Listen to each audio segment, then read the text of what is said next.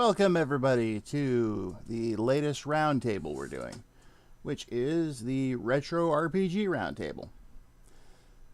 So, uh, warning first, I am experiencing a thunderstorm in my area, so if the stream suddenly drops out, just bear with us. Hopefully, the power will come back on soon, and we can go from there. And first, can everyone hear me okay? Sound good to hear. I sure hope so. No, you sound good, yeah. All right, good. All right, so let's go around the table and introduce anyone as well as talk about anything that you guys do. Let's go ahead and start with Kate, who you might remember from the Cute Retro stream. Kate? Hi, I'm Kate, aka Expert74.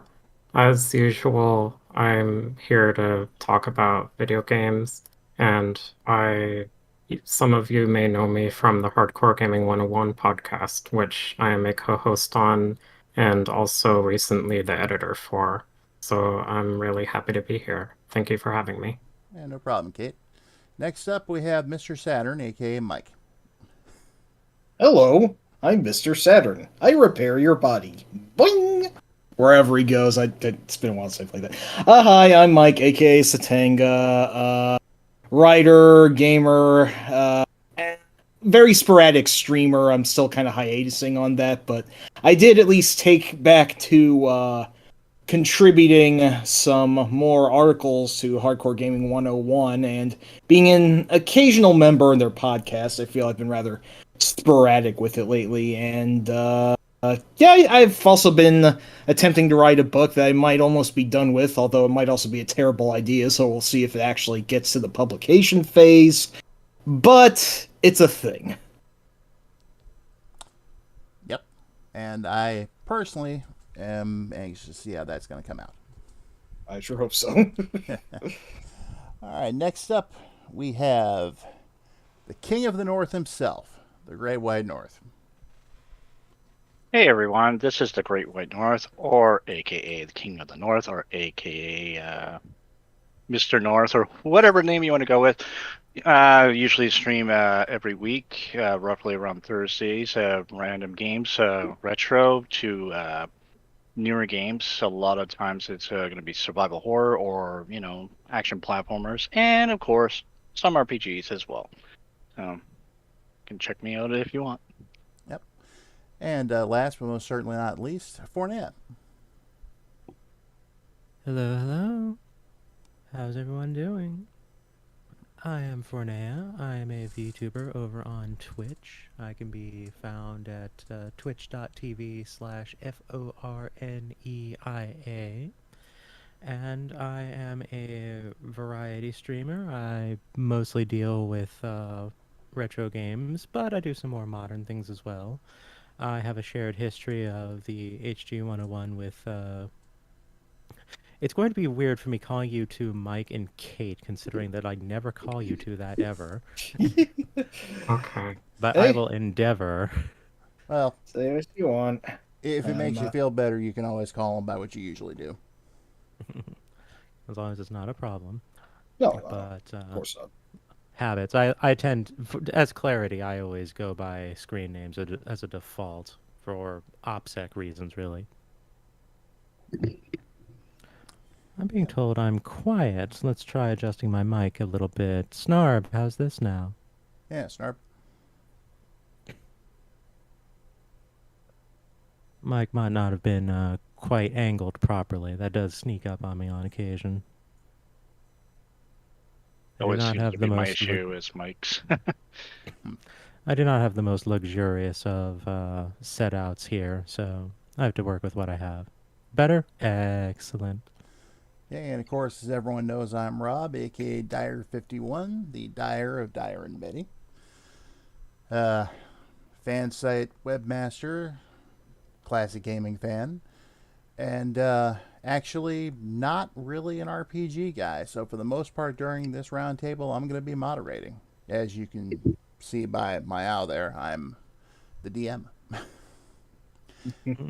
I would Speaking, love to add that This looks so amazing, just like as if you're playing D&D, which is really well done.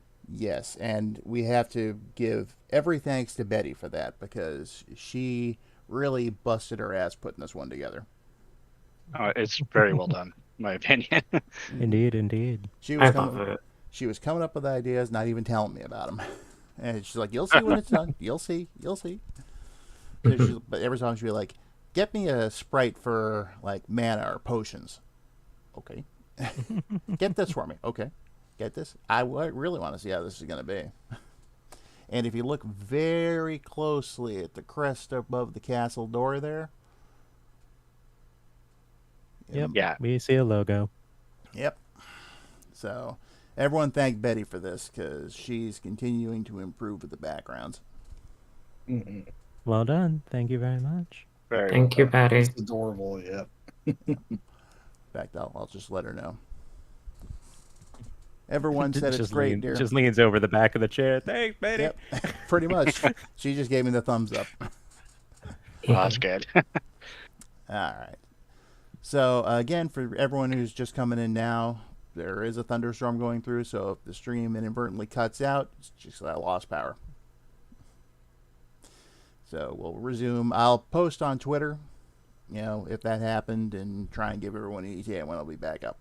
But hopefully it'll be very short if it actually does happen, and we can just pick right back up a few minutes later. Right, So, right. well, let's say we go ahead and get started here. So, Alrighty then. retro RPGs. Where would we be without them? I Right. would still be playing the same kind of thing I usually do because not much that RPG wise that I play. Well, maybe. Who's to say how influence would play out without them? I imagine things would be quite a bit different without Richard Garriott's involvement. This is true. So, speaking of which, we want to cover the early history real quick. So, you had your early hits like Wizardry, Might and Magic, Ultima, and over in Japan, the Black Onyx. Mm-hmm. Anyone have anything they'd like to say about those? But Forneia, let's start with you. Well, Ultima is pretty much, the grandpappy of those three, considering that, strictly speaking, it kind of sort of not really starts before any of the rest of them really took off.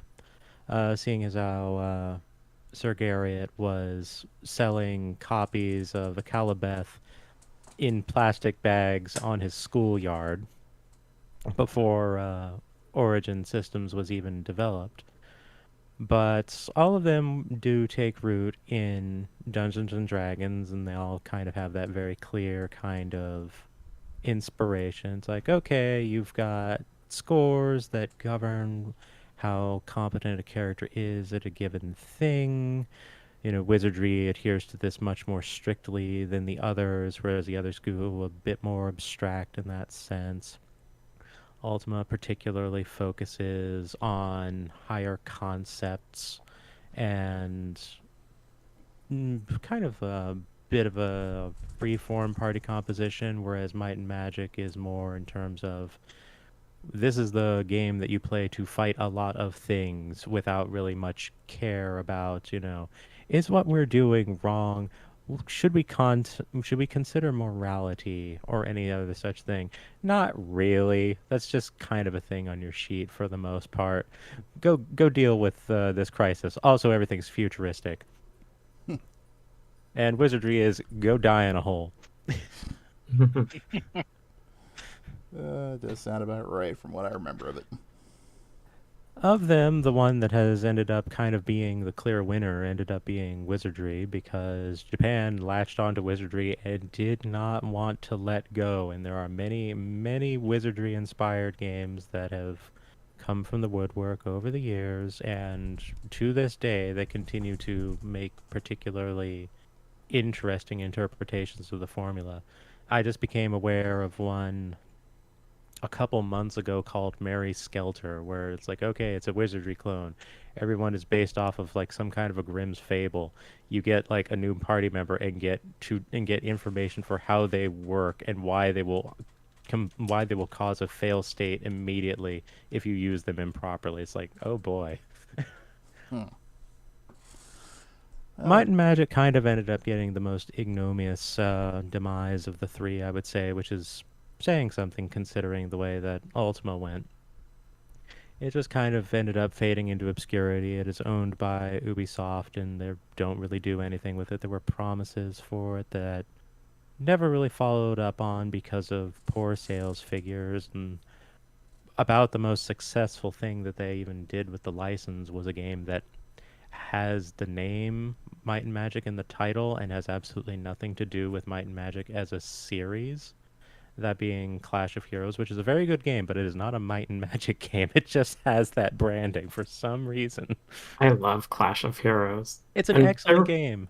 There was that Might and Magic 10 game that Ubisoft put out some years ago, but I guess it's been a while since that happened.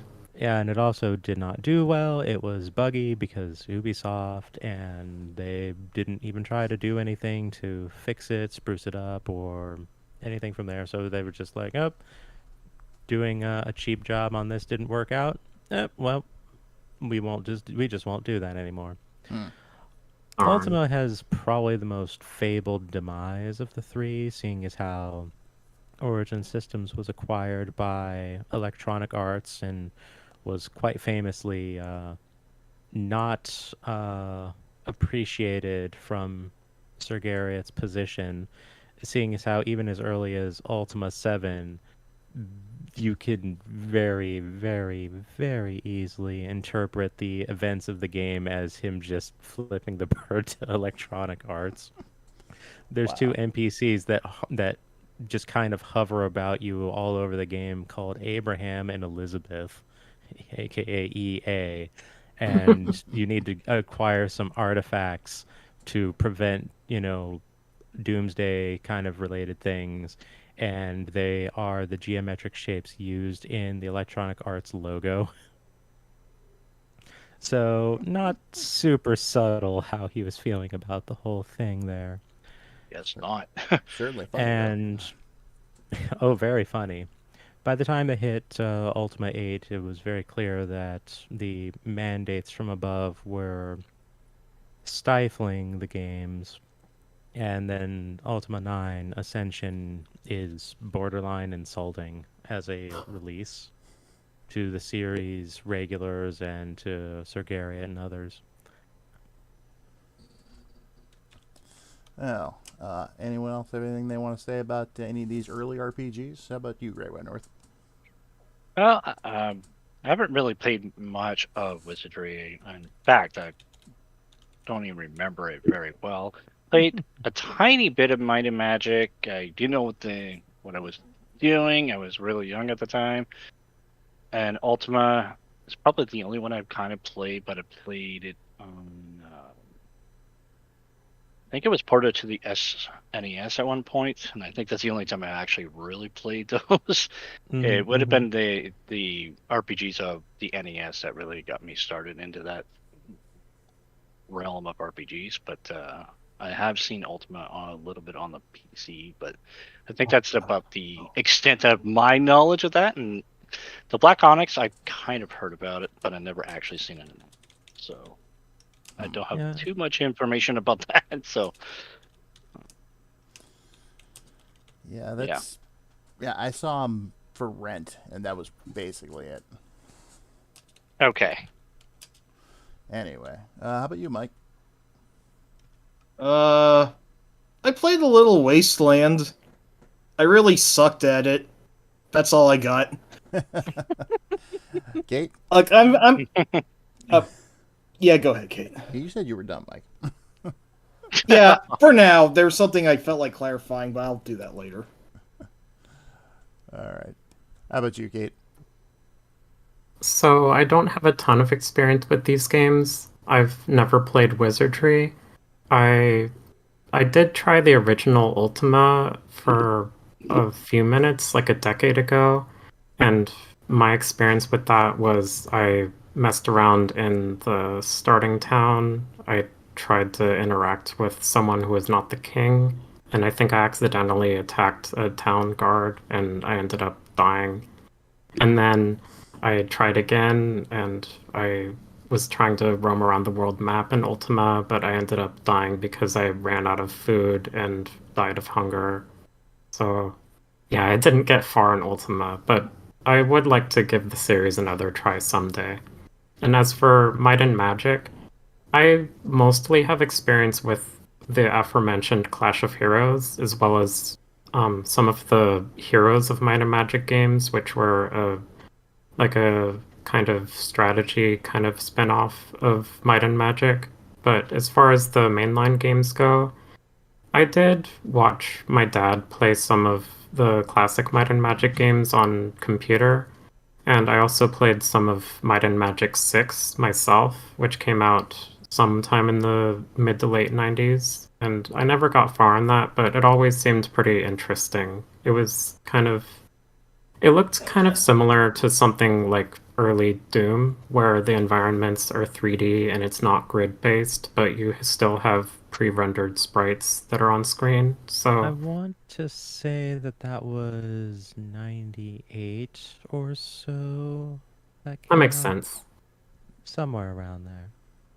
Yeah, I think that was around the time of Heroes of Might and Magic 3, because I remember there was some kind of tie-in story-wise there.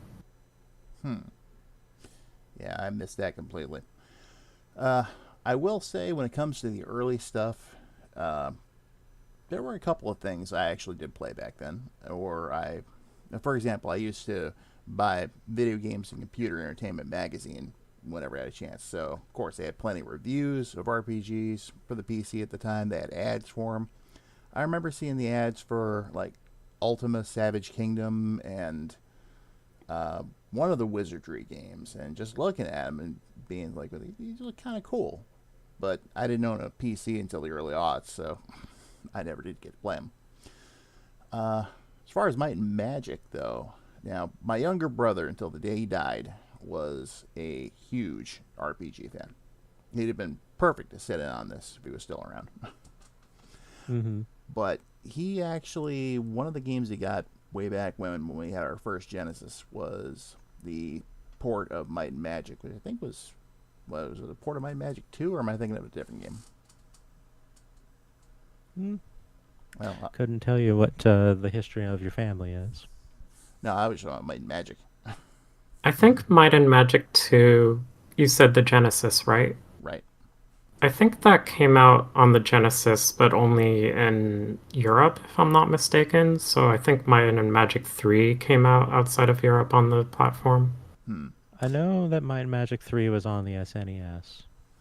Now, I just remember this game in particular just being Might and Magic with the subtitle, whatever it was, and I used to watch him play it, and tried it out a couple times for myself, got lost, and got bored pretty quickly. As an aside, Alright. I was in fact correct. Might and Magic 6 was 98.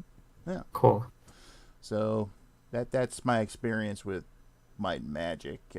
Never played any Wizardry games. I think I tried out one of the Ultima games when I was for the NES when I was starting to emulate stuff, and it didn't grab me. And I've only read about the Black Onyx. Eh. So I think we're done with the history. Let's move on to the meat of the whole thing. I do feel there is one more thing that I would like to mention. Oh, go ahead. I mentioned that there's a very strong tie to, D&D influence for the three games. So you have Richard Garriott for Ultima, you have John Van Canum for Might and Magic, and I don't remember the real name for the individual who did Wizardry, but I do know that he was referred to as Surtek.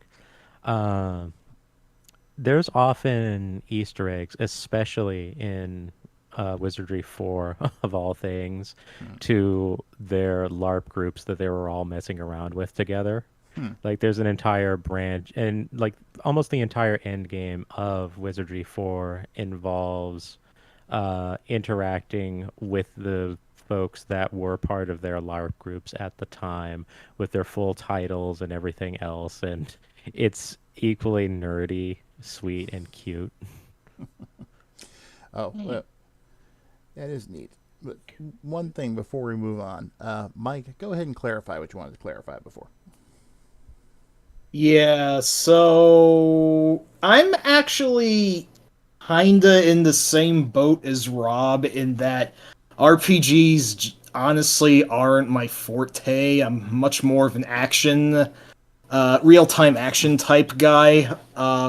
That's not to say that I'm not familiar with RPGs to some extent. I am at least a fan of the Final Fantasy series and some more relatively offbeat RPGs as well, but I just feel like I'm going to be semi-useless for this round table, and that the other three are going to be holding the weight that I won't be. So, yeah, just getting that out in the open because I'm sure that everyone's broken up about the fact that I'll be a lot freaking quieter in this one. I know Rob will be. We're Well- happy to have you, Mike. Yes. Well, I appreciate it, Kate. Much obliged, ma'am. Well, keep this in mind. If there's anyone more useless on the subject than you, it's me. Okay, that's Hence cool. why I'm the DM. Right. I am somewhat familiar with RPGs in the with the Japanese RPGs in the third and fourth generation. Not really with PC RPGs though, and around the fifth gen is where they start to lose me. Except again for Final Fantasy and maybe the occasional. I kept meaning to get around to play Suikoden, and outside of like a rental back in the day, I never really got too far into it. But I digress. Disappointing Psycho Mantis over here. Yeah, well, yeah, I always read Castlevania on my cards, so you know, that's cool. Yeah, that's what I saw when I first encountered him. So, Nice. but anyway, moving on to the meat of the whole thing. Let's say we start with the whole thing that seemed to really kick off the JRPG thing after the Black Onyx and all the stuff that they liked about RPGs. Dragon Quest. Probably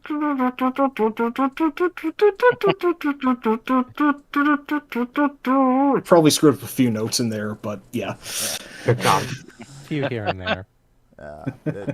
That was one that I did actually extensively play the original game. We'd rented it at one time, and then it was free with a subscription to Nintendo Power. So like everyone I know had a copy because they were all getting subscriptions. I never got one, but so I played a lot of the original Dragon Quest, or Dragon Warrior as it was called over here at the time. A friend of mine named Lars was actually really big into RPGs too, and he ended up getting 2, 3, and 4 as well. I got to try out 2 and 3 and was like, yeah, these aren't bad. And I think the only other one I ever played was a demo of, what was it, 8 for the PS2? Yes. Mm-hmm. And I think I got to the point where I managed to rescue the princess in the original one, bring her back to town, and after that I just started getting my butt kicked, and, well, that was that. So who wants to go first for this one? All right. Well, the original Dragon Quest was developed by Chunsoft, published by Enix, not developed. Common misconception on that one. And it was directed by Koichi Nakamura, who worked alongside Yuji Horii, who, by the way, likes his gambling. The whole thing about if you get your ass kicked and you lose half your health or half your money, that was his interpretation of implying gambling. Do you press forward and risk further rewards and success versus losing half of what you have? That was his idea of how to incorporate his gambling hobby into the game. Wow. Yeah. Wow. Makes so much sense, though. Doesn't it? And then it kind of became just sort of a thing without a lot of folks putting a lot of thought into it. But also notable on that roster is Akira Toriyama, who, more than anything else, I imagine most people are going to recognize is the Dragon Ball guy. Not me. I know them as the toe ball #1 guy. Oh, Paul, that is me. I'm such a dork. But continue. That's nothing wrong with that. I sure hope not. But yeah, You're a dork, Mike. Get out. Okay. You just hear the It was nice knowing you. It is a Oh. shame that your adventures have ended here. Oh, we gotta get you for an adventure game stream. But go on, go on. A Shadowgate reference. I'm down. Yo, But yeah, so the original Dragon Quest was kind of a phenomenon, and a lot of people didn't really understand why it was, but if you kind of stop and think about it, it sort of makes a lot of sense. So, on consoles in particular, video game and coming from arcades, video games are predominantly the realm of action gameplay and twitchy things and whatnot. As my mother would always refer to them, jumpy games. And here comes Dragon Quest, a game on the old Famicom, and oh, look at that, old people can play a video game, huh? Amazing. Or people who don't have, that kind of eye-hand coordination, or maybe those who are disabled or something like that, and hadn't quite developed, the muscle skill to be able to overcome that reasonably. And it's just something that was very, very approachable for the Japanese audience at the time. So that's kind of why it ended up becoming such a landmark title and becoming, a national staple effectively, to the degree that, you have rumors about like, oh, they got uh, they got a mandate where they're not allowed to release a Dragon Quest game except on a Saturday because it shuts down the country. The reality of that one is they never got any kind of notification of that sort, but they did recognize what they were doing whenever they released one, so they opted to only release them on weekends so that they wouldn't completely wreck the country midweek. Oh wow. I like yeah, that. New What about Dragon this? Quest Day is always a national holiday in Japan. I Just believe about. there was a Yakuza like a Dragon Quest about that at some point too. I was going to mention that uh, the intro to the seventh Like a Dragon entry, Ryogakuto Yakuza 7, whichever one you want to refer to them as, Mm-hmm. uh, does basically imply that the main character is such a Dragon Quest nerd that he can't help but see the entire world in terms of Dragon Quest, It's which very is really charming. funny. It's It's really funny, great. and probably Sega's probably the best April Fools of all time, considering that Sega ran through with it and made it into an actual title that was, by what I hear, quite good. Very good. It actually, I didn't think it would, but no, I'm a huge Yakuza slash LED fan, and I was actually a little apprehensive that it was going full RPG at first. I played it and then became my favorite installment in the series. So, what do you know? As a little bit of a shout out, in Yakuza 0, there's a sub story that involves Kiryu finding, a kid who purchased a copy, and the copy gets stolen by like a mugger who hands it off to successive people, ultimately resulting in handing it over to a Yakuza who was trying to steal a copy for his kid, which is the kid that got robbed. Yep. And it's implied heavily that it's Dragon Quest because Yakuza 0 takes place in the mid to late 80s. Mm-hmm. Huh. Wow. That's a game The series I've fan never theory is touched. that kid grows up to be Ichiban. Wow. I actually haven't heard that before. I could definitely see that. I would Well, love to talk about the Yakuza series at length, but we have to stay somewhat classic on these RPGs for now, oh, unfortunately. So absolutely. Maybe another But stream, yeah, Mike. so maybe, yeah. yeah, Yeah. so Dragon Quest continues to have various, influences being such a mainstay. And one thing we'll be getting into later is how Dragon Quest 2 in particular was influential to Masochists. no, I was going to say Shigesato Itoi. Oh, Uh, right. but we'll get to there when we speak about something a little later in the repertoire here. Oh, okay. Boing. All right. How about you, Greyway North? Yeah, so I guess I would have been one of my first RPGs I've ever played was Dragon Quest or Dragon Warrior, if you will.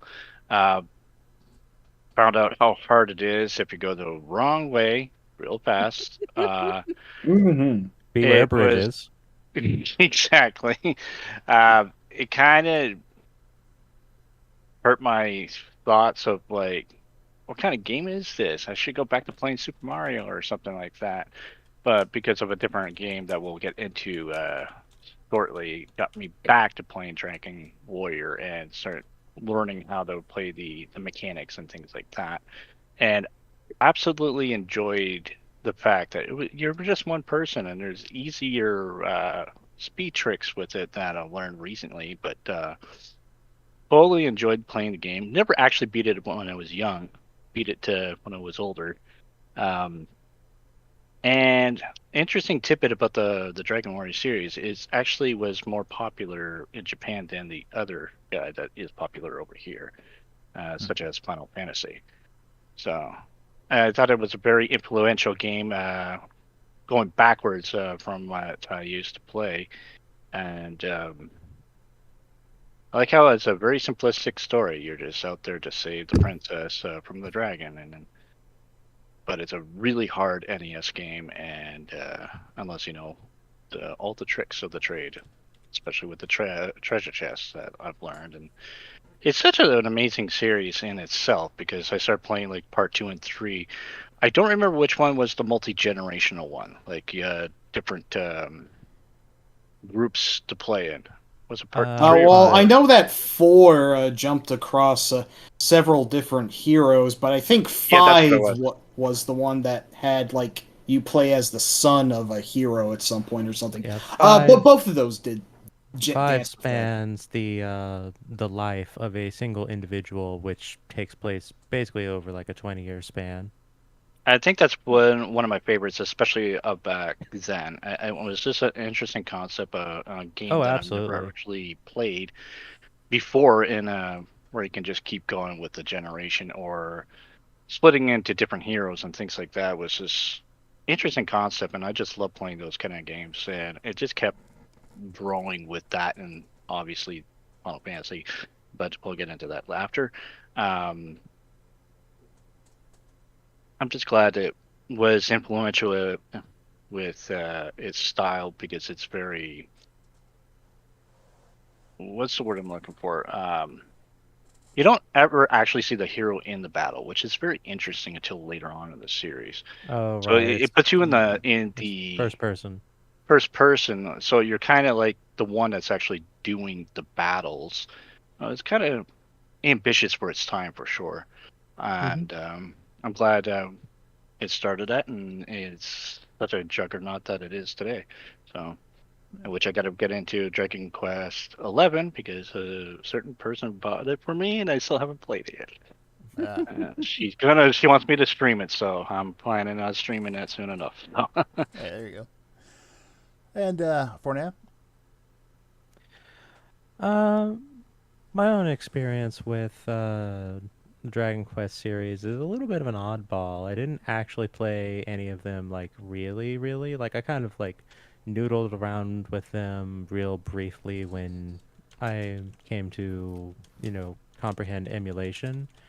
But like the NES titles didn't really stick with me. None of them actually stuck with me until I played the fifth entry, which I still think is overall the best one. Not exactly the one I think is the most fun, but the best one, because I feel like it has an emotional weight to it that the others just don't really achieve.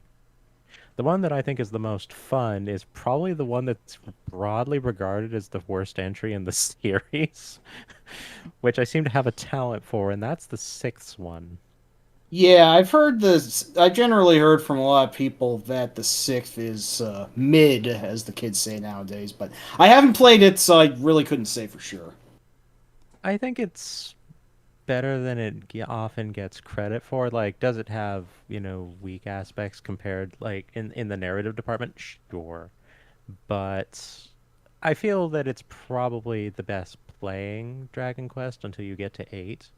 Hmm. And at that point, you're talking 2 console generations later and, you know, very different design ethos, seeing as how, you know, 8 is much more visually present and isn't operating on, like sprites and whatnot on a 2D Yeah. overworld and other whatnot.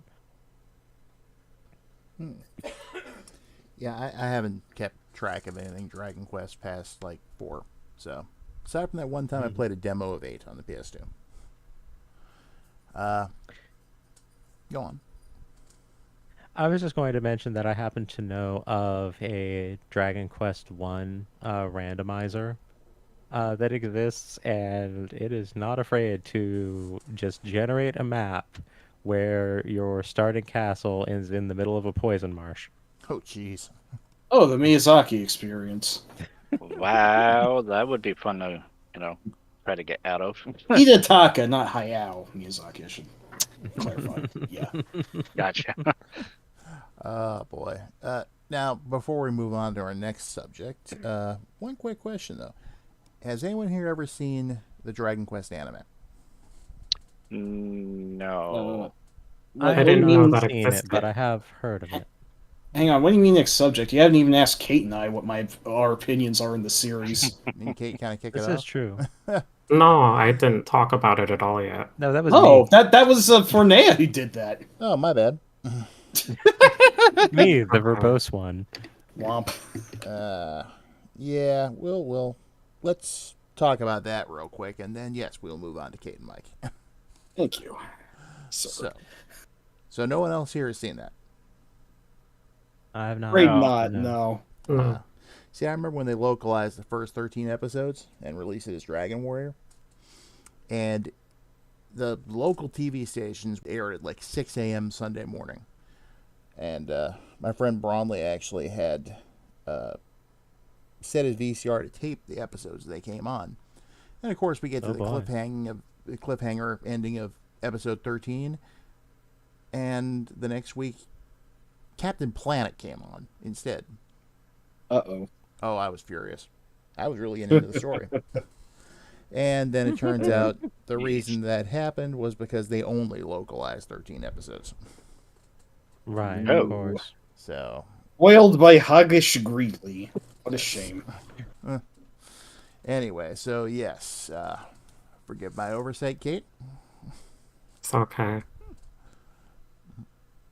So, what do you think? So, alright. My experience with Dragon Quest primarily consists of playing the first game on the NES, which, as we've said, at the time was called Dragon Warrior. Mm-hmm. I played through that from start to finish around 2010 or so, specifically because I wanted to familiarize myself more with classic RPGs in general. So, from that perspective of viewing it as a historical experience, I was able to glean some enjoyment out of it, the way that it combines influences from games like Wizardry and Ultima and distills them into a more compact form that can work on a console like the Famicom is pretty neat. That said, I don't actually like the game itself all that much. My experience with Dragon Quest consisted of about 85 to 90% grinding, just grinding after grinding after grinding. Yep. And the thing about grinding is, if I enjoy a game's combat system, and especially the music well enough, then I don't really mind the grind. I can just sit back and enjoy myself until I've gotten to a high enough level to continue with the main game. But that's not the case here, I don't think. The combat system is very bare bones, so there isn't a ton to consider with each given fight. The strategy comes in more outside of combat, with deciding what resources you want to use or conserve before retreating to a town to heal, which is fine for the main game, but grinding means you don't really have to think about that larger aspect of strategy all that much. And personally, I think the first game's NES OST is one of the worst things I've ever heard in my entire life. But Maybe you got tired of wee, wee, wee, wee, or however that went like 100 times over. Didn't Please cater don't to that? remind me. Okay, I won't. I'll go back in time and not remind you if I can, but I can't. God, I can still hear Maybe that in the my head. compositions, Smooth. maybe they would work in another context, though I just find the compositions to be a bit bland myself. But specifically on the NES hardware, they sound incredibly grating and shrill and unpleasant. Dragon Warrior is the one game I can think of where I actively muted the game so that I could listen to my own music instead while grinding, and I generally don't do that. I like to listen to a game's music on its own terms, but I could not handle that with Dragon Quest. So, I totally I'm glad I was able to finish and beat the game, but it doesn't exactly make me interested in playing more of the series personally. Yeah, it's I interesting you can mentioned definitely the music. say I can definitely say that's a very, very much a result of being an early implementation on the hardware and that kind of Sure. thing. That being said, I'm not inclined to throw too much leniency regarding the soundtrack Oh no. because Oh no. Oh no. Oh the no. Oh elephant in no. the room regarding the Mm. audio of the series would be the composer, Koichi Sugiyama, Right. who we'll just say is A Nazi. I was going to say he's dead, and not anyone is really disappointed about that fact. Yeah. Except the Yoku Dantai, or whatever the fuck they're called, but I don't want to get political tonight, so maybe we should just Well, leave it then at let that. me do the talking, doof. Okay. Okay, ma'am. Continue. Anyway, so yeah, Sugiyama was someone who did a lot of, you know, compositions for the Enix publication, territory, and later in life, got really, really annoyed that some of his compositions were released outside of Japan without his approval, very specifically in Dragon Quest VIII. And at that point, he made it his personal quest to hamstring any kind of audio,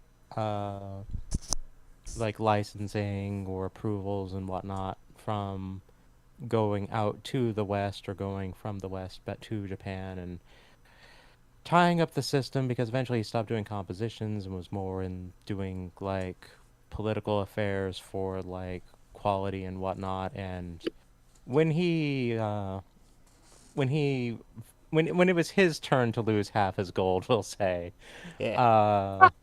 uh, Zing. uh, many people were quite thrilled that it's like, oh, good, we can get rid of these policies now.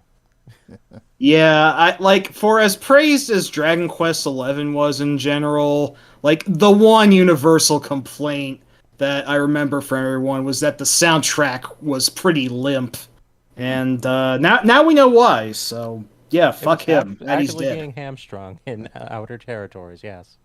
Eaten by the same worms that ate Hirohito. Okay, maybe that's a little too spicy. I All don't right, all know. right, all right. Just a quick note here about the soundtrack to the first game. The anime actually did use some of the themes from that. But of course, they were all orchestrated and whatnot. And to Okay. kind of circle back around to what we were talking about earlier, the art was done by guess who? Akira Toriyama? Toriyama? You'd be correct. We did establish that earlier, though, didn't we? Yes, but you guys never saw the series, so you didn't necessarily know if it was. I had a So fair guess this considering what yeah. the box art I looked mean, Yeah. the Dragon Ball guy.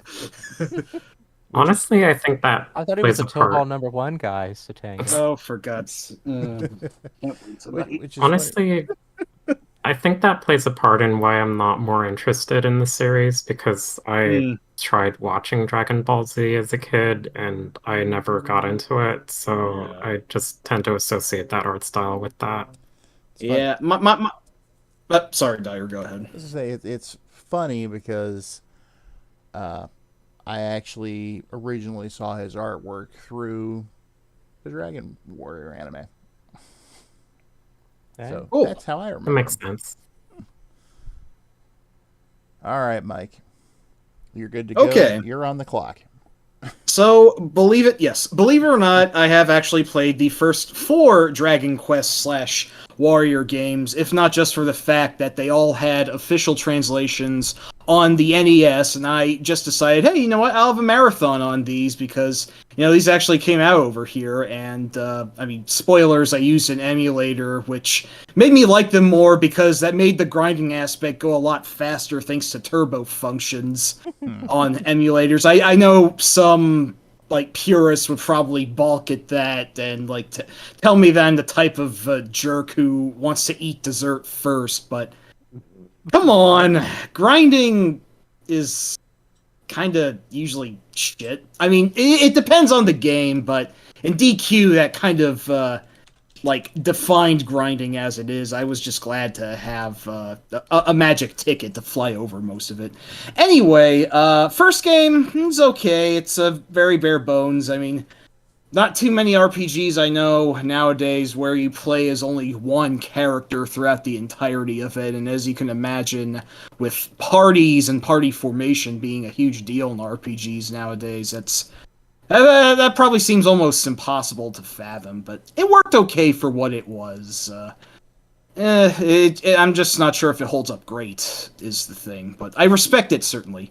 Dragon Warrior 2 did have an actual party, you got 2 other members, and it was somehow worse than the original because its difficulty was terrible.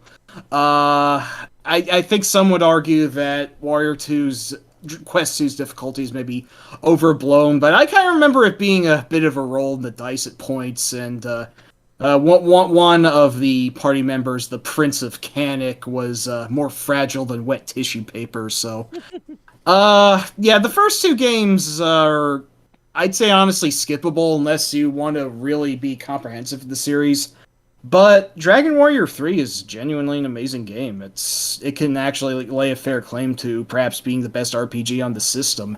It really beefs things up. It is longer and bigger than the games before, but the difficulty is far more balanced. It's more colorful. There's more variety in the map, wherein many of the countries are based off of real world counterparts, like this is the Japan land and this is the Egypt land and so on and so forth. And it pulls a really awesome twist about 2/3 to 3/4 of the ways into the game, which I won't spoil. But the really big thing about it was that you are able to change your party's classes at basically any time in the game. So you could have like 2 fighters, 1 white mage, and 1 black mage, or what have you. And unlike the original Final Fantasy and predating, They're dropping Final Fantasy classes in the Dragon Quest explanation. yeah, you know where my mind is. I am blatantly much more of a Final Fantasy fan, granted, but I did enjoy my time with Dragon Warrior 3 quite a bit.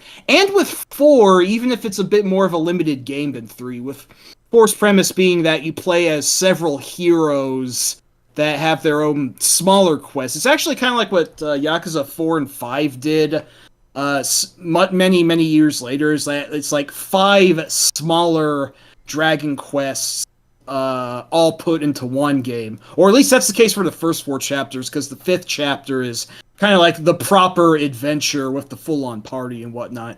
And even if 4 is arguably a little bit more limited than 3, I still really enjoyed it. I could recognize that it was a quality game, and I'm really surprised that we actually got all of the NES DQs, because RPGs in the West didn't really take off until the 4th generation, the SNES and the Genesis era.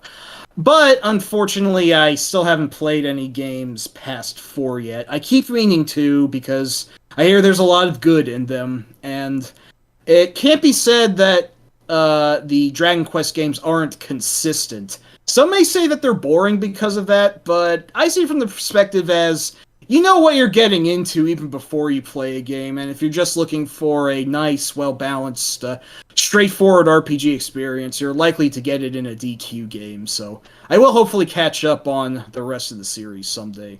Except for DQ10, which is an MMO and still apparently remains untranslated, so... Oh well! Not officially, anyway. There's plenty of unofficial translations. We could have gotten the next couple Dragon Quest games on the Super NES, but Enix closed their North American branch. Aw, that blows. Yeah, we didn't... Yeah, we didn't get the 5th game because they ran in the middle of localization. They ran into a bug that was utterly game breaking, and they could not figure out how to solve it Oh my within their gosh. launch window. And That sucks. so they just Hmm. pulled the plug on the whole thing and shuttered their office. That's tragic. Wow. Bogus.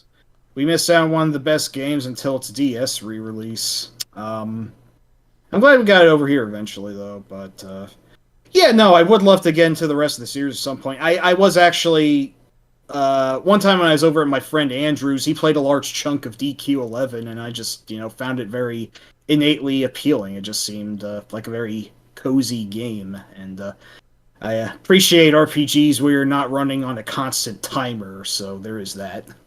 Bzzt. All right, Mike, you're out of time. Thank you for playing. Thank you. Hey, come on, that wasn't too awful yet. I'll be a lot quieter later in the stream until we get to Final Fantasy. You let him get his Some other moments in series. now. Yeah, I know. But I do want to point out that we do have some new people in the chat. Linda the Gamer Gal is here. Oi, My sister is Linda. here. Uh, And Hello. the better half of Dyer and Betty has arrived. the Betty half. I'm just The going to Betty slap half myself for that. Oh So also Fatal Vision's here.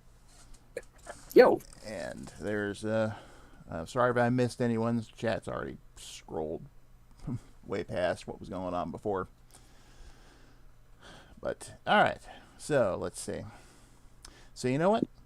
Since Final Fantasy has been brought up so many times, let's do this. Final Fantasy. oh dearie me. Okay. Maybe we set some ground rules for this one. Okay. Let's see. Way I figure it, the first 6 games are definitely worth talking about. Although we should try and probably keep it limited for the sake of time. I mean, if there's Considering how one many game, there are. yeah, if there's one game in particular you want to talk about, that's fine. Let's see. If anyone really wants to bring up Final Fantasy 7 through 9, but I draw the line at like X or 10 or whatever it is. Well, that's good because FF10 was actually the last one I played for the longest time, so I'm right in the pendulum here. I still don't I'll have consider some the things to say PS2 about 7 eventually, but I do feel that would be a good cut point. And that's Yeah. the fact that's worth mentioning is only by virtue of its impact, and that's all I feel is worth really mentioning in this moment, given the subject of retro RPGs. Oh yes, Yeah, very and much so. let's take a vote here real quick. Do we want to cover stuff like Mystic Quest and Tactics? I'm in for that. Oh, I love I'm in Tactics. for I have a that. lot I can actually say Mystic about it. Quest is underrated, and Tactics could actually lay a claim to being the real best PS1 game of the series. So yeah, I'm all for those for sure. Yeah, I'm all kind of on the same wavelength with Mike on that one. Thank Wow. you. I love Tactics so much. So, that said, also, I'm going to just establish the table rotation now so I don't get confused again. We will start with Forneia and work our way around until we reach Kate. But Likewise. since I have so little to say, I'll go first. I played Final Fantasy 2 first, or 4 as everyone knows it now. And I actually got into that. I was on the moon. And then my friend Bromley sold the game out from under me. Because I'd borrowed his copy. Somewhere along the line, I borrowed a copy of the original Final Fantasy, and I just couldn't get into it. I was too spoiled by 2. My younger brother got 3 or 6, and then after that, I think he rented Mystic Quest at one point. I played that briefly. Didn't grab me at all. And as far as tactics is concerned, I love the opening animation. That's about all I can say. So, Forneia, take it away. Alrighty, so Final Fantasy, as a lot of people will be very quick to tell you, was originally developed by Squaresoft and was directed by Hironobu Sakaguchi, with a few other notable names, and I'm going to just drop Akitoshi Kawazu being one of the designers right here. We'll get back to him. Oh Right. boy, we'll get back to him. Kawazu, Nobuo Uematsu, the composer for many of them, and is awesome and a much better person than Sugiyama, as far as I know. And Yoshitaka Amano, the immortal artist of the series, whose designs never cease to amaze me, and also collaborated with Neil Gaiman for a Gaiden to the Sandman series once, which is really freaking cool. I also believe he did Vampire Hunter D. Little off tangent, but yes. Oh my god, that actually makes sense. Holy crap. And I feel if we're going to be, talking about all of the original names, I'm not going to shirk Nasir Gebeli, Yes, the do Middle not. Eastern gentleman who was the programmer for the game that was developed in Japan. So, credit to him for that. Absolutely. Nice. But Final Fantasy is what has ended up being the biggest RPG series in the world today. And the initial entry, I feel, has a lot more ambition and certainly a lot going for it compared to the original Dragon Quest.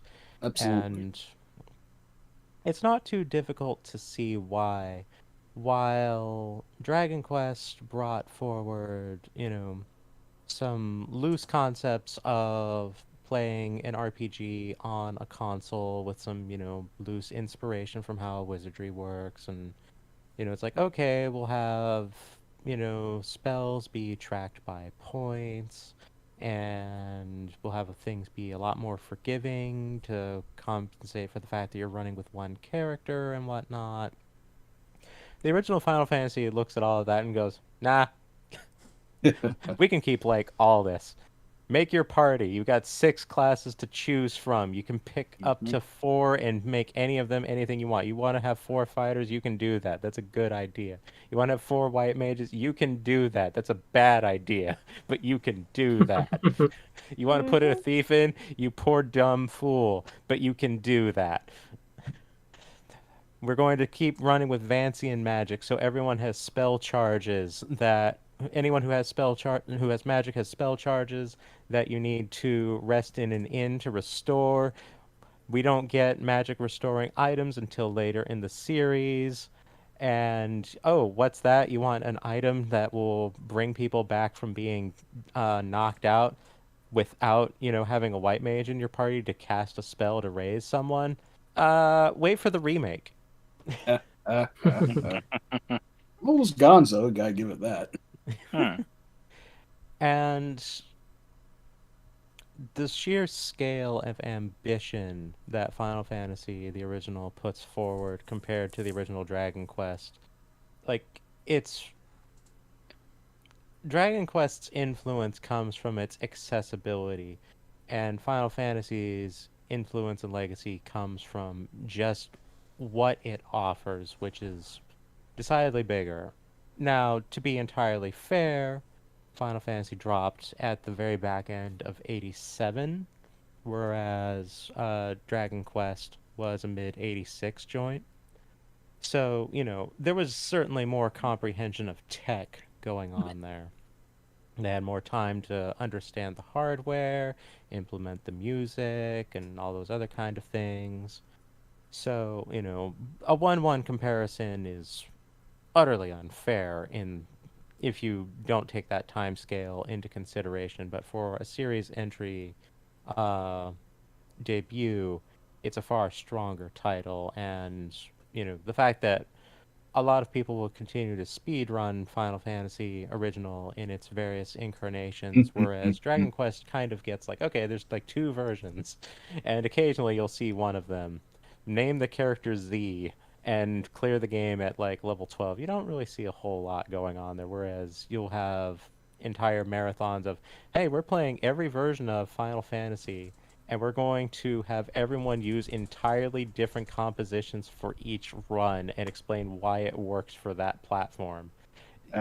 Like, that alone kind of explains a lot, I feel. Absolutely. Mm-hmm. Now, Great Way North. All right. I certainly know you to be a Final Fantasy fan, as evidenced by the sprite you chose. Yes, definitely. Been playing Final Fantasy since its debut. Essentially, this is the series that got me into RPGs in the first place, and that's why I went back to the Dragon Warriors after the fact. But Final Fantasy One was something that put RPGs on the map for me. And like you're saying, you have your party, you can create your party. The story's a little bit more vast than Dragon Warrior. You're going to different countries and all that, and the music was fantastic for its time, especially. A lot of the mainstays, the main theme is still around. Cornelia's theme with the bridge, you hear that in almost every Final Fantasy. Uh, Mind you, we don't have some of the old ones, like Chocobos are not in the first game. Cid's not in the first game, and things Yeah. like that. Yeah, predates Moogles too. Exactly. If I may cut in real quick for another Mhm. history point.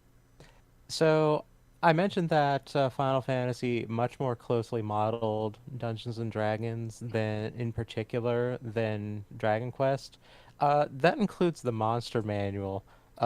Right. Almost everything in the original Final Fantasy is totally not stolen from the monster manual. Please, no, what are you talking about? And most of the series staples that went on to be recognizable as, oh, this is a Final Fantasy creature, didn't actually land until Final Fantasy II, the actual two. That's true. I didn't know at the time. Like, I started playing D&D after that, and that's when I started noticing the similarities. And I'm like, wait, what? But it's But kind of neat that they took into more of a video game version, essentially of D&D, and I think they did a fair job of the D&D video games at the time. But um, it just spiraled.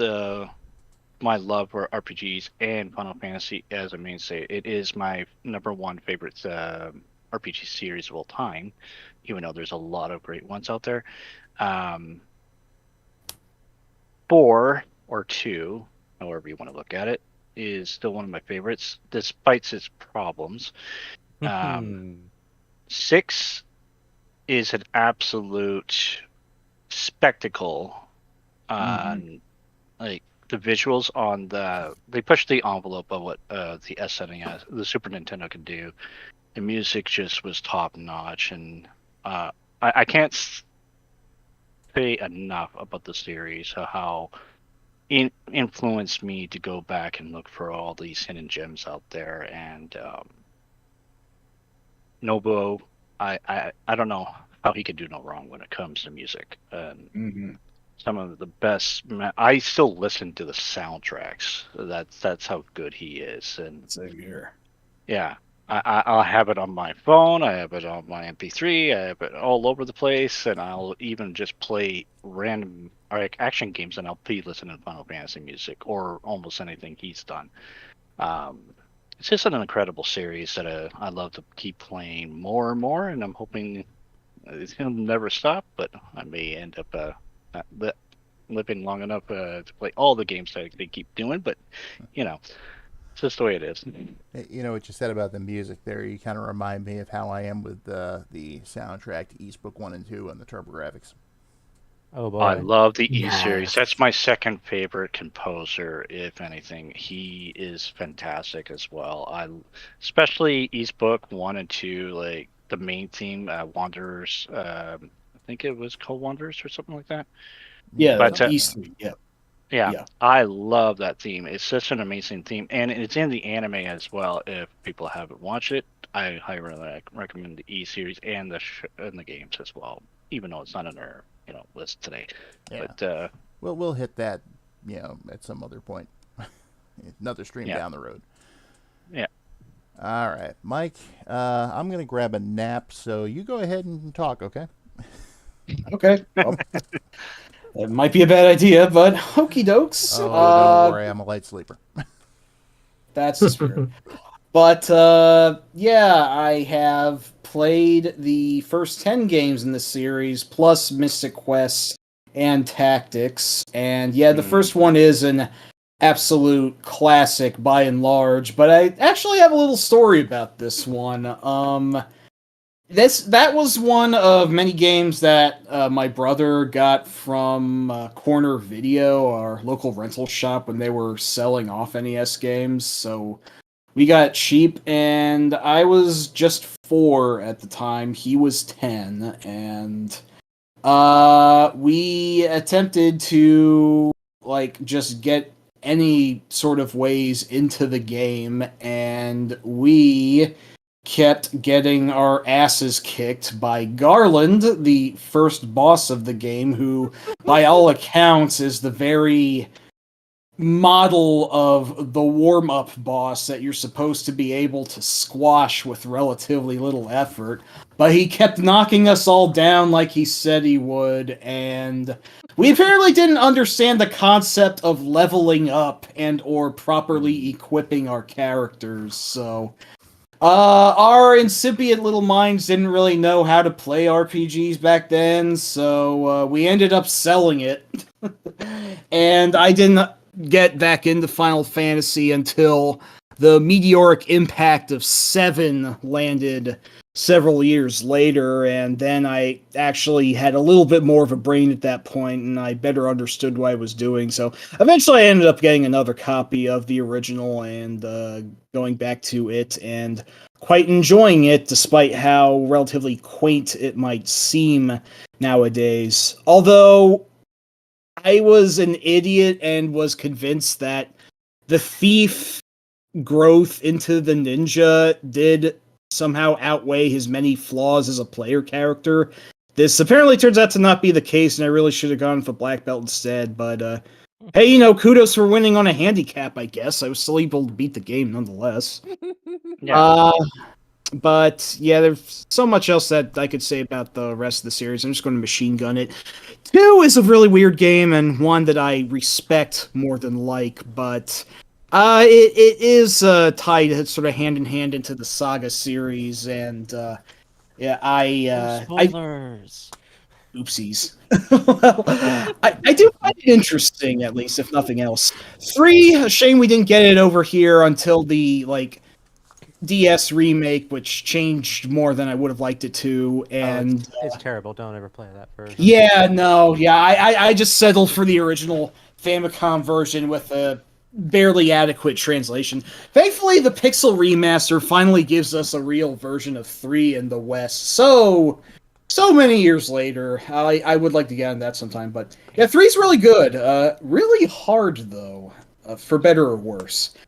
4, quite great for the most part, although I know Forn does not like the protagonist Cecil very much, but I won't leave the women behind, Harley. I won't force her to get into it here. 4, does have some stupidity in it. Like, one of the late game plot turns is just so...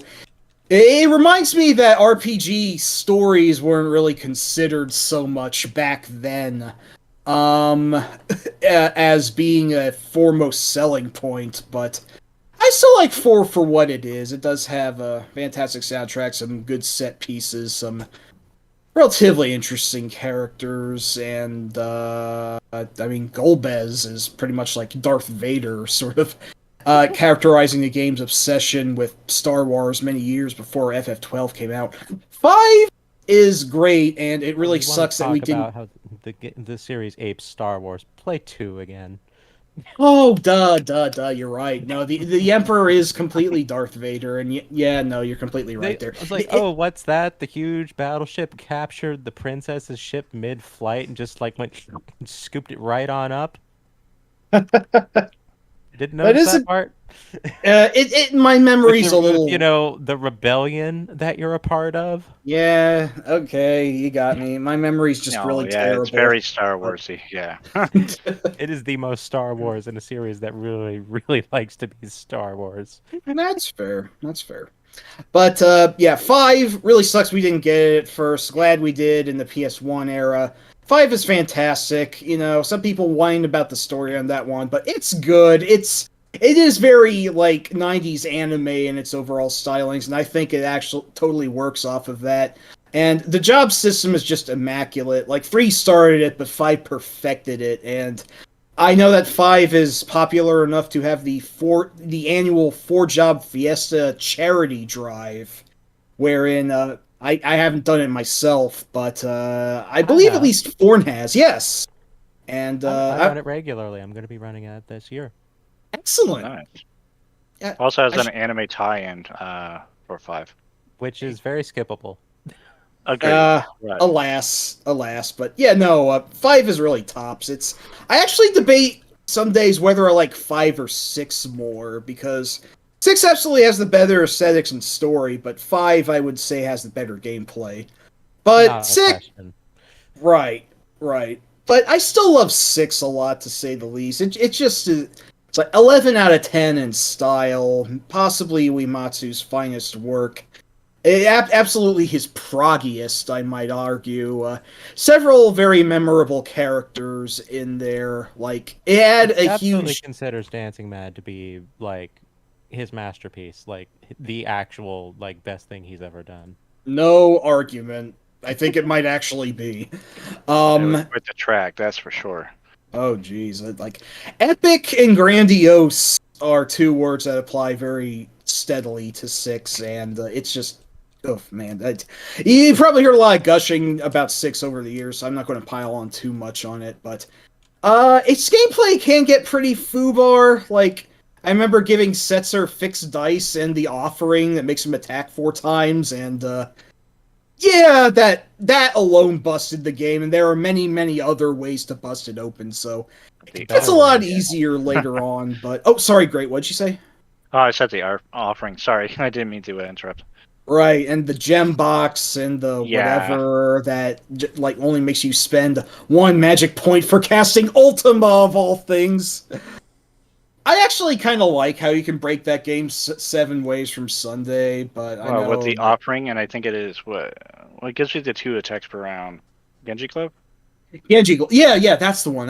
Yes. Yeah, so like I would put it on Sapin or Oh, Sapin, yes. however you want to say it, and 8 attacks at 9,999 points of damage. Yeah, you break the game. It was too easy Absolutely. after. So what I'm saying is, even if I'm not a huge RPG guy overall, I am at least a fan of Final Fantasy up to a point. I did eventually drift away from the series, but it has been a pleasure to enjoy it in its earlier days, at least. And like, 7's impact was meteoric and fantastic. I really like that. 8 was really quirky and bizarre, and I like that a lot more than most other people do. And 9 was 9. I don't need to say more about that. And Tactics was really freaking cool as well. I actually only played the PSP version on that, but yeah, no, that's one I can't recommend enough. And 10 was kind of the last game I played before kind of a double whammy of like me thinking that 10-2 looks stupid and 11 being an MMO just kind of permanently broke my hold on the series for a really long time. I did play Stranger of Paradise recently, but I'm not sure how germane that is to the stream in question. But yeah, so I have a fair deal of history with Final Fantasy to a point. Maybe not the hugest fan of the series to the extent that I played the 13 trilogy, as some people I know have, but yep, I know a fair deal about it. So yeah. Oh, yeah. Blow me! Mike, you're done. No. Oh, jeez. Okay. Before we get It's into... okay. Yeah. I'm going to shut up for the rest of the stream. So yeah. I'm messing with Brilliant. that. You just hit a nerve with Betty, Mike. Betty, I have nothing against MMOs personally. They're just really not my thing. I just can't fathom spending 500 hours in one game. I'd rather spend it on 500 games. That's not to say they're Only insulting. 500. I say as I look over at my Steam client and see over 10,000 hours in FF14. Get on my level, scrub. You might have a lot to talk about with Betty then. Before we move on to Kate, just want to welcome both NightRat47 and BL85 Gamer to the stream. Nightrat is somebody that I know personally. Welcome. Hey, hi. Hello. I've been trying to spread the word, so. Well, I appreciate that. So, thank you all for joining and welcome. And now, Kate, you're up. So, Final Fantasy is pretty important for me personally. Final Fantasy VI in particular was actually the first RPG I ever played in my entire life. I remember being about 4 years old when the game was new and watching my dad play it back when it was called Final Fantasy III in the US. He handed me the controller for a bit while he was grinding in the Veldt and walked me through how to select and use commands on the turn-based menu in game. And later I went on to actually play it on my own time, and I got really hooked on it. I probably didn't pick up all of the nuances of the story in my initial playthrough as a little kid, but the last time I replayed it about a decade ago, I definitely had a better grasp on the story then. And yeah, I still think Final Fantasy VI is an incredible experience, both in terms of presentation and overall design.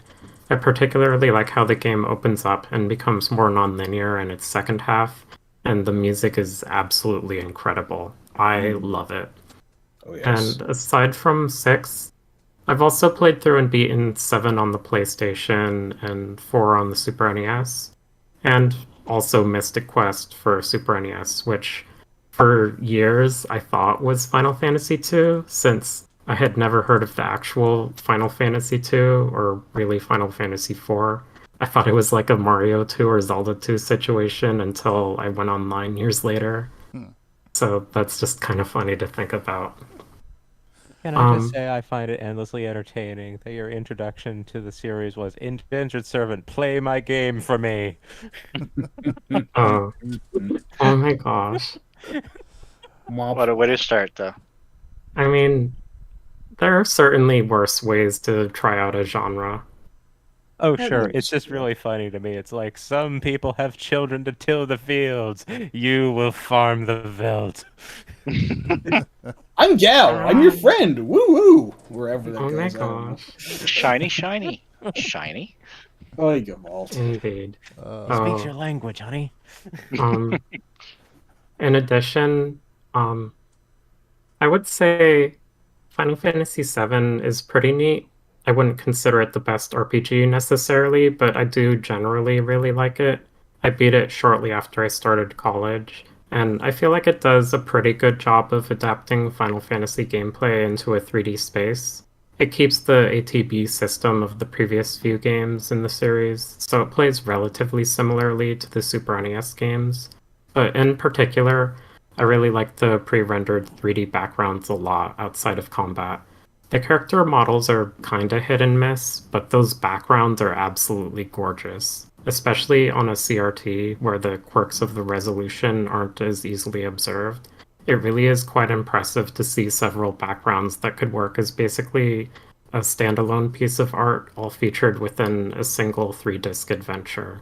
And for Final Fantasy IV, I actually just finally recently played through that a few years ago, and I thought that was pretty neat as well. Its story is a little more straightforward and simplistic compared to that of 6 or 7, but I still thought 4 was a pretty neat experience, especially considering its status as an early Super Famicom game. It made for a pretty impressive cinematic experience on the system, and I'm happy I was able to play through it. And for Mystic Quest, it's very simplistic, since it was literally meant as an introductory RPG for the North American market. And it's not really that remarkable a game. Not necessarily bad, though. I thought it was fine. The way you use tools in dungeons was pretty neat, and the OST has some really badass metal tracks in it, which is awesome. I'm And gonna interrupt right there, if I may. what's up?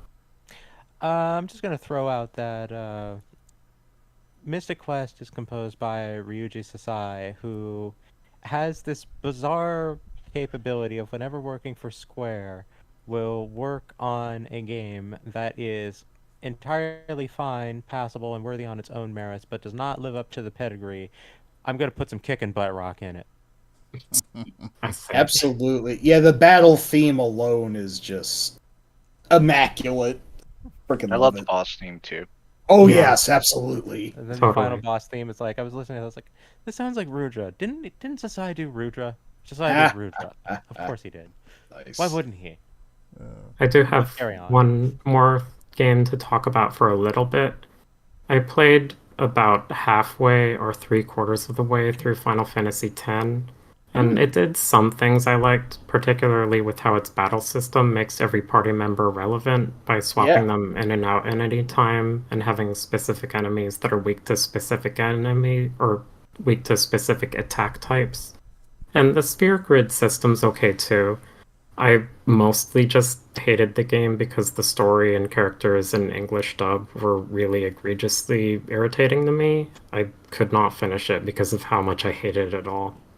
A lot of people point to that, but I know it's far from the most cringy scene in the game. It's usually taken out of context, but yeah, I but just wanted to bring even it up. I was already hating the game long before that scene ever happened, to be Nice. clear. Okay, fair enough. Well, so Final Fantasy. A couple closing thoughts on this one from me. This was another series that my younger brother was really into. I remember watching him play Final Fantasy 3/6 from time to time. He played the hell out of Tactics, I can tell you that. And, he went through 2/4, Mystic Quest, the original. If he'd had access to English translations of the Japanese exclusives, I guarantee he would have gone through all of them. So, Nice. now, moving on to our next one. I'm going to kick this off because this is, you know how, like, say, you like a certain type of music, but then you hear something from another genre that just grabs you?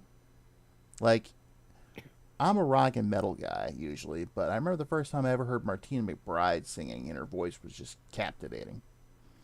Well, I'm a shooter guy. I'm a run and gun action platformer kind of guy, but the one RPG series that I absolutely fell in love with was Phantasy Star.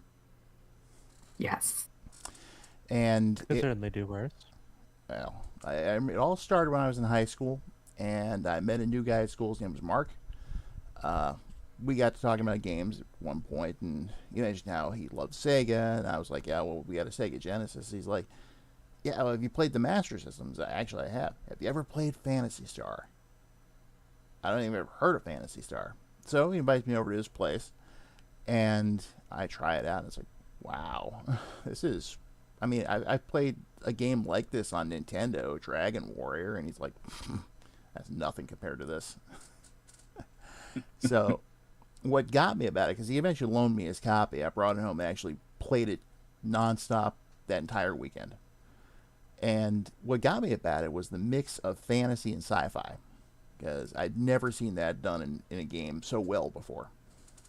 It's like, you got, Alyss, the main character, the original, she's attacking with a sword, she's got her armor and all that, and then you have Odin, and he's like wielding laser rifles and such, and you can actually fly between 3 different planets, and there's even a robot that flies a ship at one point, and I was just... I mean, I worked through that game. Yeah, managed to make it up Bamale, which to date is one of the hardest things I've ever done in a game. And, got into Lasix Castle, which, where my avatar here comes from, is when Mayao eats the Lurima nuts and transforms so you can fly on his back. Killed Lasix, made it back to the governor, and subsequently encountered Dark Falls, they called them at the time. It's Dark Forest. And killed him, and it was like, wow, this is great. And then, I think it was Christmas of 90, maybe, or I'm not sure exactly when. Might be the time. My friend Bromley got Phantasy Star 2. And I saw it, and it was like, wow, this is pretty cool. What happened to the dungeons, though? Because all the dungeons in the original were all in, like, first person. And these were all standard overhead. But it was still cool, great soundtrack. And I played that until I think I'd made it up to the point where I destroyed the, I think it was the weather station The or whatever climate control. Yeah, climate control. Thank you. And guess what Brawley did to me? He sold it. Yep, sold it out from under me. He was supposed to be your best friend. Why did he do this twice? Well, they were his games. He wanted something different. Anyway. Okay. After that, I did play a little bit through Star 3 and 4. And over time, I've actually tried out the Gaiden games for the Game Gear. And I even got to try the text adventures that came out for the Mega Drive in Japan. And I was pretty impressed by all of them. But basically, after that was done, like the story came to a conclusion with 4. And then Sega decides to revive with Phantasy Star Online, which I'm sure is a great game, but I just remember watching Brawley play it and going, this isn't doing it for me. So, that was it for me in Phantasy Star, but still, I will cite that always as my favorite RPG series. So, Forneia. Nice. What do you think? Alright, well, I notice I haven't actually been talking about my personal history with these games. I've just been kind of giving the overview for them, I'm realizing. So I will give a shortened overview here, first of all. As far as the original Phantasy Star goes, I am always eternally going to be of the mind that the single most significant thing about it is that broadly creative control revolved around the designs and whatnot of the chief artist for the game, one Rieko Kodama, who basically is regarded as one of the most influential women in game development. And here we have an RPG made by a major developer, and the leading character is a lady, which she has gone on record as saying she wasn't even thinking of it in terms of that. She was just thinking of it in terms of, this is a crisis that faces everyone. Everyone's going to contribute for it. And she just genuinely didn't even think in terms of, like gender roles or anything other than, or anything like that. But in so doing, she kind of proves the point right there of, a lady can be a hero. And just as a side note, as far as Raiko Kodama is concerned, she had a hand in so many of my favorite Sega games. Not just Phantasy Star, but all sorts of other games, too. Mm-hmm. So I was very saddened to hear of her passing. Yeah, she died last year in May, evidently, which is very, very unfortunate. Absolutely. She did, at least as far as I'm aware, finish the last series that she was working on, which was the Seventh Dragon series. And we actually got the final entry in that one, and I'm quite fond of it. To this day, I will continually state it is the single best game on the 3DS. Nice. As for my own personal history with Phantasy Star, even despite having a Master System, I never had the original game, so I didn't get to really mess around with any of it until emulation. I will say that Phantasy Star 2 is Depression, the game. Yes. I don't recommend it in general. Because you're just going to feel sad from start to finish, and never in a satisfying way. You're just going to be like, oh, that sucked. Oh, that sucked. Oh, that sucked. Oh. Forneia, you say that, but you like Nier. There's nice points in Nier. Sure. Like, things may suck, but there's points of nicety. There's not in Phantasy Star 2. It's like, hey, go do this job. Clear off this terrorist who's, like, holding a bridge like a troll. Okay, he's doing this to, like, raise money because his daughter's being held hostage by these brigands. All right, go kick the brigands out, rescue the daughter. Daughter wisely concludes, oh, if people who know me are going to know that he's been doing this and might get mad at me for hanging around with you, I'm going to cover my face so that, we're not going to be accosted on the way over. And upon arrival, forgets to take it off, and he kills her. I remember that. That was the first shot I had in that game. Realizes what he's done, pulls a grenade out of his pocket, pulls the pin, and just stands there. Yep. And it's all depression from there. Nothing nice ever happens. It might be the most depressing piece of Japanese-made media ever until the anime series Texhnolize was made about a decade or so later. So yeah. And it's funny because people are always talking about how spoiler alert for anyone who wasn't aware of this, the death of Eris in Final Fantasy VII. And it's like, oh Oh no, no. no, Fantasy Star beat you to this one almost a decade earlier. Oh yeah, With right. Nay, yeah, and Yeah. actually gave a sadly logical in-game reason why she couldn't come back. Because they didn't even give Eris a freaking Phoenix down. I'm still bugged about that. God. Right.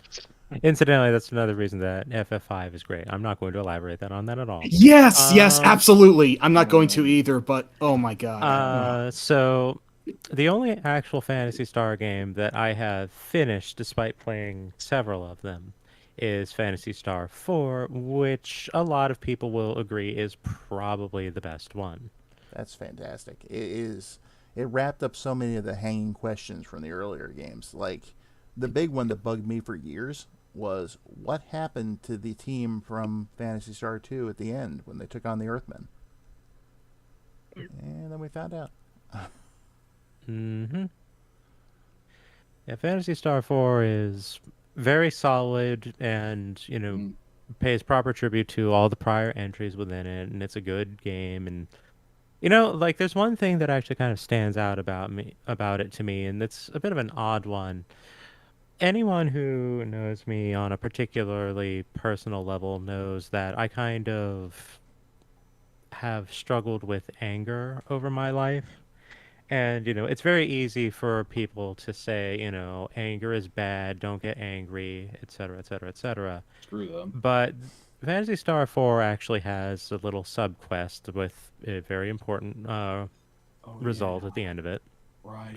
wherein the main character is presented with a situation meant to instigate his anger, and the correct answer is to not be repressed about it, is to instead express it, but do so meaningfully as opposed to, wastefully or unconstructively, and to embrace the fact that anger is part of, who of any given individual, and to not be afraid of it. And that's always kind of like sat with me and made me feel better about that whole situation.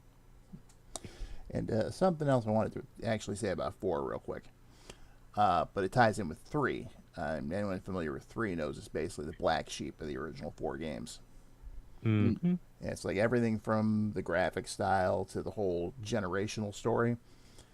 But I was happy to see in 4 that they actually brought back one of the coolest characters from 3, which would have been Ren. Oh, yes, you're right. And they also become a main character here too in 4, so Exactly. Yep. That was great.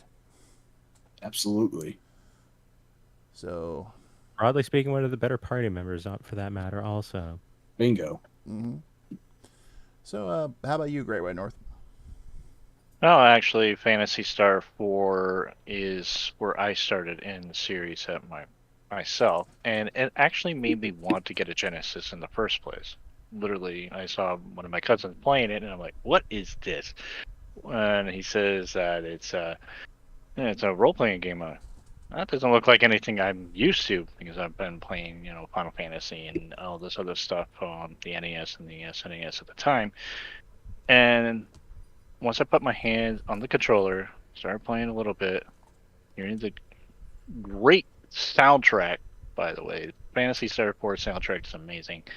Mhm. The graphics, the cutscenes that they use almost anime style, the storyline, the characters, everything. It just blew my mind. I thought, okay, I gotta get some money. I gotta get the system. Gotta get into playing this game. So I'm one of the few people, I guess, in this chat that haven't really played part 1 or 2 or 3. I played a little bit, I think, 2, but I haven't played much more of that. I've only played 4, and then I started getting into like their later ones, the online and then universe and all that. But I would love, especially after hearing all what you were talking about, the way the story ties in together with the others, makes me want to go back to the first one and just kind of rush through them and get the full context of what 4 was really about. Oh, And certainly. You Like, should I do that. definitely recommend 1. Like, 1 in particular is very recommendable. I would read yeah. a synopsis on 2 and 3. Unless you're just feeling that you're just a little too happy someday, in which case you need to be taken down a peg. Go ahead and play 2. now, to be fair, after playing 2, from what you're telling me, I will go back to 4 because that'll probably make me happy again because it has one of my favorite That would probably be characters. the recommended strategy, yes. Yeah. And I also love Rika from that game. She essentially was the player. She was the naive character going into this world, learning things and all that. And I just thought they wrote the characters so well in that game. So Mhm. on Yeah, the Rika's subject, great. on the subject of a Star Force soundtrack, real quick. Well, I agree with you on that. That is a phenomenal soundtrack. It's also why I chose to open the stream with the title yes, theme. So I was grinning ear to ear when I was hearing that soundtrack while it's carrying out the stream. I was like, "Oh, this is amazing!" Even though I love Nobuo Uematsu and all his work, it was a brilliant way to start the stream for sure. excellent. All right, Mike. Yeah, I have also played the classic Phantasy Star series at least the main games. I never got around to the Gaidens, but I really should someday, I think. Anyway, 1 is really good, really damn good even. Does get maybe a little bit grindy at a few points, but obviously it's nowhere near as bad as Dragon Quest for that. It just has fantastic aesthetics. It could lay a fair claim to potentially being the greatest Sega Master System game of all time. I really like the 3D dungeons a lot. I really like the atmosphere a lot. It's just the whole package. Like, it is an old school RPG and everything that entails, so some of its charms might not hold up for some people today, but I still recommend giving it a look if you're into RPGs on any level at all and you haven't touched it yet. And 2, Forneia is quite on the money. 2 is just knee to the balls after knee to the balls, and like it just doesn't give you a chance to stand up. That's not just applying to the story either. The game is really fucking brutally difficult as Yes. well. No matter what your party compositions, and there are certainly some that are better than others, the enemies just always seem a tad above your level unless you really put some grinding into it and really equip yourself with the best things that you can get. But I also remember it was very merciless about saving, where, like, I think you had to do so within a town. You couldn't even do that out in the field. Unless you got a certain special item that the thief share could steal. But you couldn't do this until, like, late in the game, and it's something that the game doesn't tell you about either, so... Like, what the hell? What in the... Visiphone. It's really Yes, Oh, that's the wow. one, yes. Right, right. If anyone's out to really actually play the game, as a mercy, I will explain that in a little more detail. Initially, all you can do is save at like your actual job office, is like the planetary control. Once you actually get Sheer, occasionally she will, quote, go for a walk when you leave a store because she's robbing it. And then you have to actually go all the way back to Rolf, the main character's house, for her to come back into the party, and she'd be like, "Oh yeah, I went out for a walk. By the way, here's this."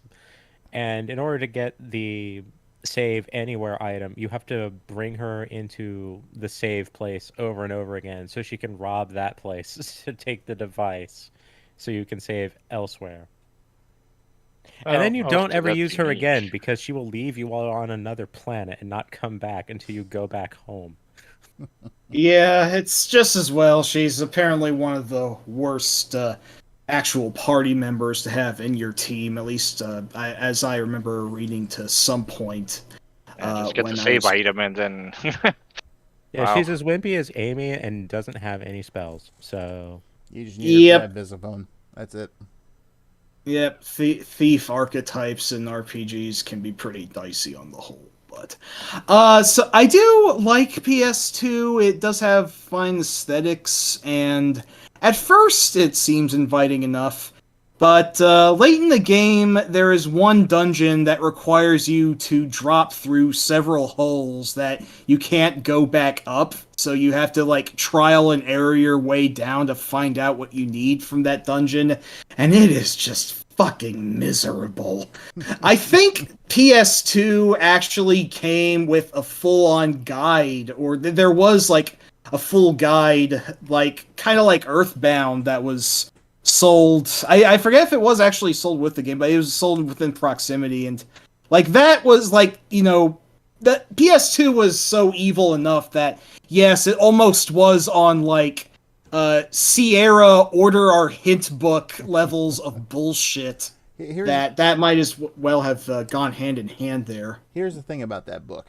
It actually did come packaged with every copy of Phantasy Star 2. Like, right. Like literally, you tear off the cellophane, and it was on the back. But the thing is, it only took you up through about Climatrol, and that was it. What? It didn't give you the Desolus, the Desolus. Nope. It. Wow. So you're really fucking on your own with that shit. Oh my god. Nuts. Well, yeah. So. Sorry, Snarb. PS2. Masochism. Only masochists need apply. 3. Or if my you're memory. just feeling way too happy.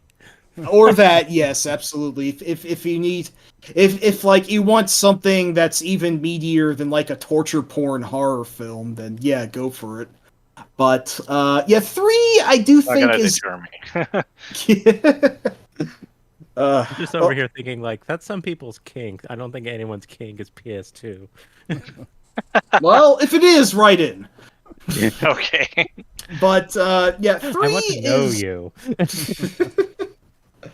3's okay. I think a lot of flack that gets put on it is somewhat undue. That being said, I do have to admit that I don't remember as much from it as I do the others, so that probably speaks to its relative genericism. It does have an interesting plot turn late in the game, but until then, the fact that it looks a lot more ostensibly medieval than the prior 2 games does make it feel a little bit flatter and generic on the whole. But the whole generational thing and, deciding who to marry and actually getting different characters with different stats out of that is at least a pretty nominally cool factor to it.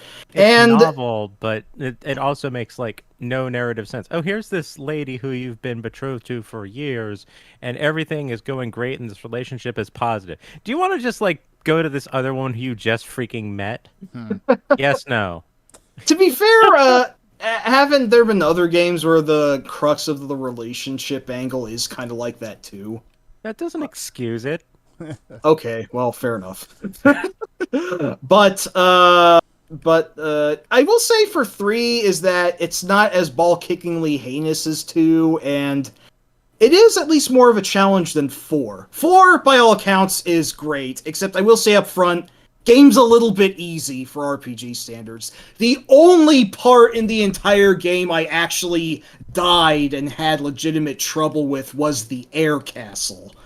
That might be a bit of a spoiler to mention. No, actually, the air castle is where the game really stops fucking around, at least for that point. But after that's relatively smooth sailing. But if a game's easier than prior titles, I really don't mind that much. I just matter that it's fun, and PS4 absolutely is fun. It does have a very colorful cast, excellent graphics, and fantastic soundtrack. Lots of really cool characters, and it really ups the ante with the concept of Dark Force in rather cool ways, but I won't spoil what that's about. It is probably almost unquestionably the greatest RPG on the Genesis, except I guess one of the Shining Forces could challenge that if we count that as an RPG, but yeah, it's really tops. And I have not played a single second of Phantasy Star Online or any of its sequels. It looks cool, but again, it's not my thing, alas, so. Yeah, that's me and PS. All right, good. You're done before I hit the buzzer. Gotcha. All right. Just in time. Bam. And Kate, how about you? I would say Phantasy Stars always seemed intriguing to me from the first time I knew it existed. That's partly because I grew up with mostly Nintendo systems and never got any exposure to Sega's games until much later in life. So the idea of a first party Sega RPG series, which mixes together fantasy and sci fi elements, sounded really cool. Thus far, I've beaten the first two Phantasy Star games and attempted the other two.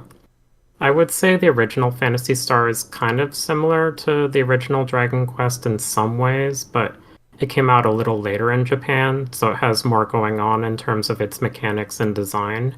Critically, you actually can have up to 4 people in your party, which is very helpful considering how challenging fights can be.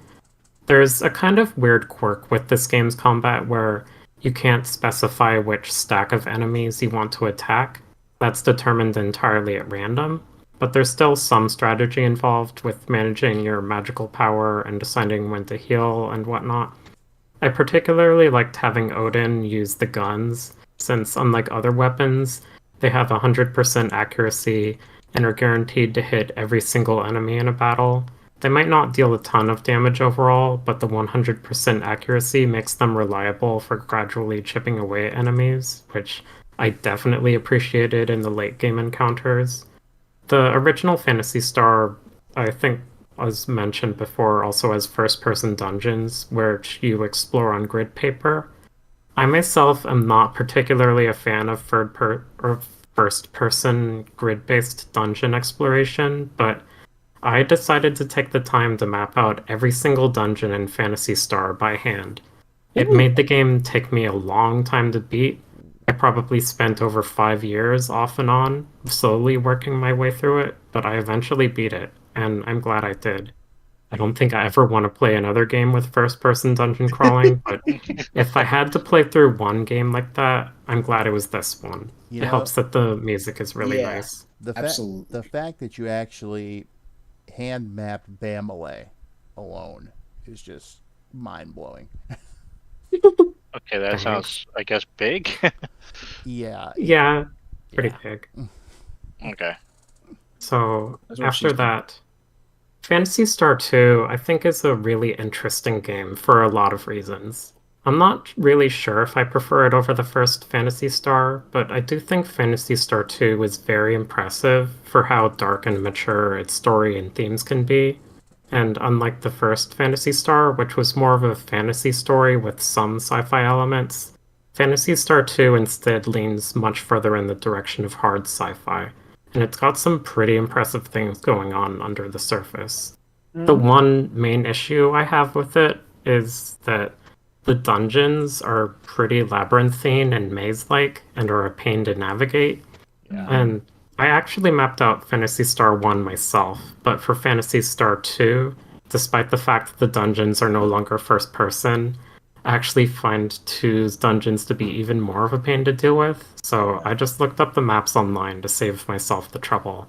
And even then, this game can be an ordeal to beat for that reason alone. I do think Phantasy Star 2 is good, but I definitely recommend being aware of what you're getting into, with how nasty the dungeons are and how grindy the overall game can be. Um, I do like the changes that 2 brings to the combat system, though.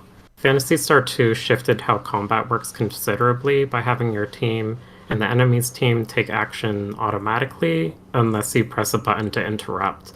Then you can essentially program in what you want one of your party members to do, either attack or use magic or an item or defend, etc. It's an interesting spin on turn-based combat, and I rather enjoyed it. Then for Phantasy Star 3, I tried that for a couple hours, but I had to drop it because almost immediately at the gate I had a bad time with it. The wedding theme in particular, with its ear-piercing church bells, it sounds like the Crazy Bus title screen. And Oh, wow. I also Ouch. didn't find what I played of it too compelling in general, so I skipped ahead to Phantasy Star 4. Phantasy Star 4 I've played I'm not sure, maybe halfway through or so. I ended up getting distracted by something else, but I played up until around when you get the ability to fly to another planet. I did really like what I played it for, so I do want to go back to it. I would likely restart the game from scratch to refresh my memory, but I definitely want to finish it someday so that I can finally conclude the series spanning story. There you go. You got to the part that like leads to my favorite scene in the whole game. Well, sorry I missed it. I mean, like, did you actually get on the other planet? No, All right, then you didn't see it. right. Well, I'll see it eventually. Something to look forward to, I suppose. Oh, it's Okay. funny. Oh, it's amazing. Just Yeah. just a note here regarding Phantasy Star 3's soundtrack. It's actually Sure. the worst out of the entire series. No question. Yeah. It's unfortunate because like it does use like kind of like a contexting system inside of a fight to be like, oh, what's the current status of, the fight? It's like, are you winning? Are you about to even keel? Are you in trouble? That And part it'll is true. Good on dynamically paper. adjust. It'll dynamically adjust, but it does so with no real grace or elegance at all, and instead comes off as very schizophrenic and tone deaf. Yep. In a way, you could actually say it's the Streets of Rage 3 of Phantasy Star. What you It's unfair to you Streets of Rage 3. Streets of Rage 3 is the best soundtrack in that series. I will fight you. I just I remember interviewing Yuzo Koshiro many years ago, and commenting on the whole how so many people didn't seem to like the Streets of Rage 3 soundtrack. But I actually don't mind it. So it's That's fair. That's But- one of the ones I point at when I say it's like, ooh, I want something to sound like a Yuzo Koshiro joint. I will point at that one every single time. well, Yeah. Offhand, everyone listen to Waveform Transmission Volume 1 by Jeff Mills. That album, I swear Koshiro pretty much just, I don't want to say outright plagiarized Mills, but the SR3 influence in that one is really freaking heavy. It's tops. It's great. But nice. I digress. This isn't music chat. So to that, all I can really say is, I wonder what the people will see in the final days. And anyone who gets that has played through Phantasy Star 2. But Something to look forward to. so let's go ahead and we'll hit something real quick since BL85 Gamer had mentioned earlier. Chrono Trigger, it exists. Let's move on. We actually are going to cover these. I can't. Go ahead. There's some other folks in the chat who are new to arrive. I've noticed. Who do we have? Let's see. Well, I can definitely call out Ashburner over there, who is a friend of mine, and the one who basically is kind of my sort of producer in a way, which is to say he's a friend that I tell to yell at me to do things. Oh, I'm sorry, I missed that Well, completely. that works. So, welcome to the stream, Ashburner. And let's see. Before that, I think BL85 was the last one in Bette. So, so we're going to talk about the Saga series next. So, Oh, here we go. Now I get to talk. yeah, and this is the point where I sit back and go, talk amongst yourselves, because I'd heard of it, and that's the extent of my experience with it. Oh boy. So I'm going to try to be concise, and by try I mean I'm going to fail to be, Yeah.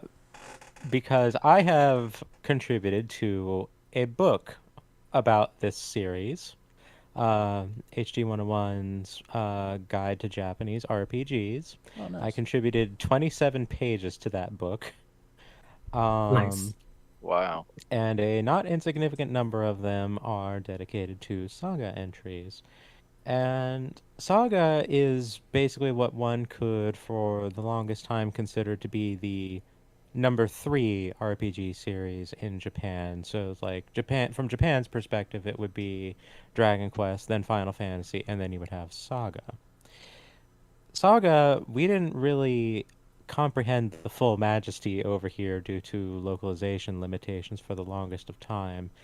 We received the first few entries under the branding Final Fantasy Legend, which muddied the waters for the longest of time, but Final Fantasy was the name that, put Square on the map and saved their bacon something fierce, so it's a little understandable. It's like, oh, this is an RPG series, so we'll just tie it in with the same branding for recognition purposes, and, fair enough.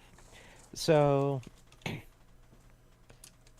the story goes, designer Akitoshi Kawazu was the who worked on the original Final Fantasy, was the director for Final Fantasy II, and a lot of his design considerations went into the game's general primordial soup, we'll say. And afterwards, there was inclination on his part to kind of further those ideas. And there was a fun little coincidence. The Game Boy was launching. And so, on the notion of basically the actual brass of Square at the time, that he and some of his collaborators should learn what it is to fail, was given complete control over Makaitoshi Saga, which is what we got as the Final Fantasy Legend. Makaitoshi Saga was Square's largest selling game until the launch of Final Fantasy III. It did not fail. Not even remotely. And I can even throw out that it had a very firm influence on a one Satoshi Tajiri, the creator and, mind behind Pokemon, who saw, yes, an RPG on a portable system works. That is what I am going to make when I make my game. So we would not have Pokemon without Makaitoshi Saga. Wow. That's something I had no clue about whatsoever. I Same. did some further digging for my own amusement. If we consider portable titles expressly, and we do not consider the Enix side of the Square Enix merger, Makaitoshi Saga was the highest selling portable Square title until post-merger.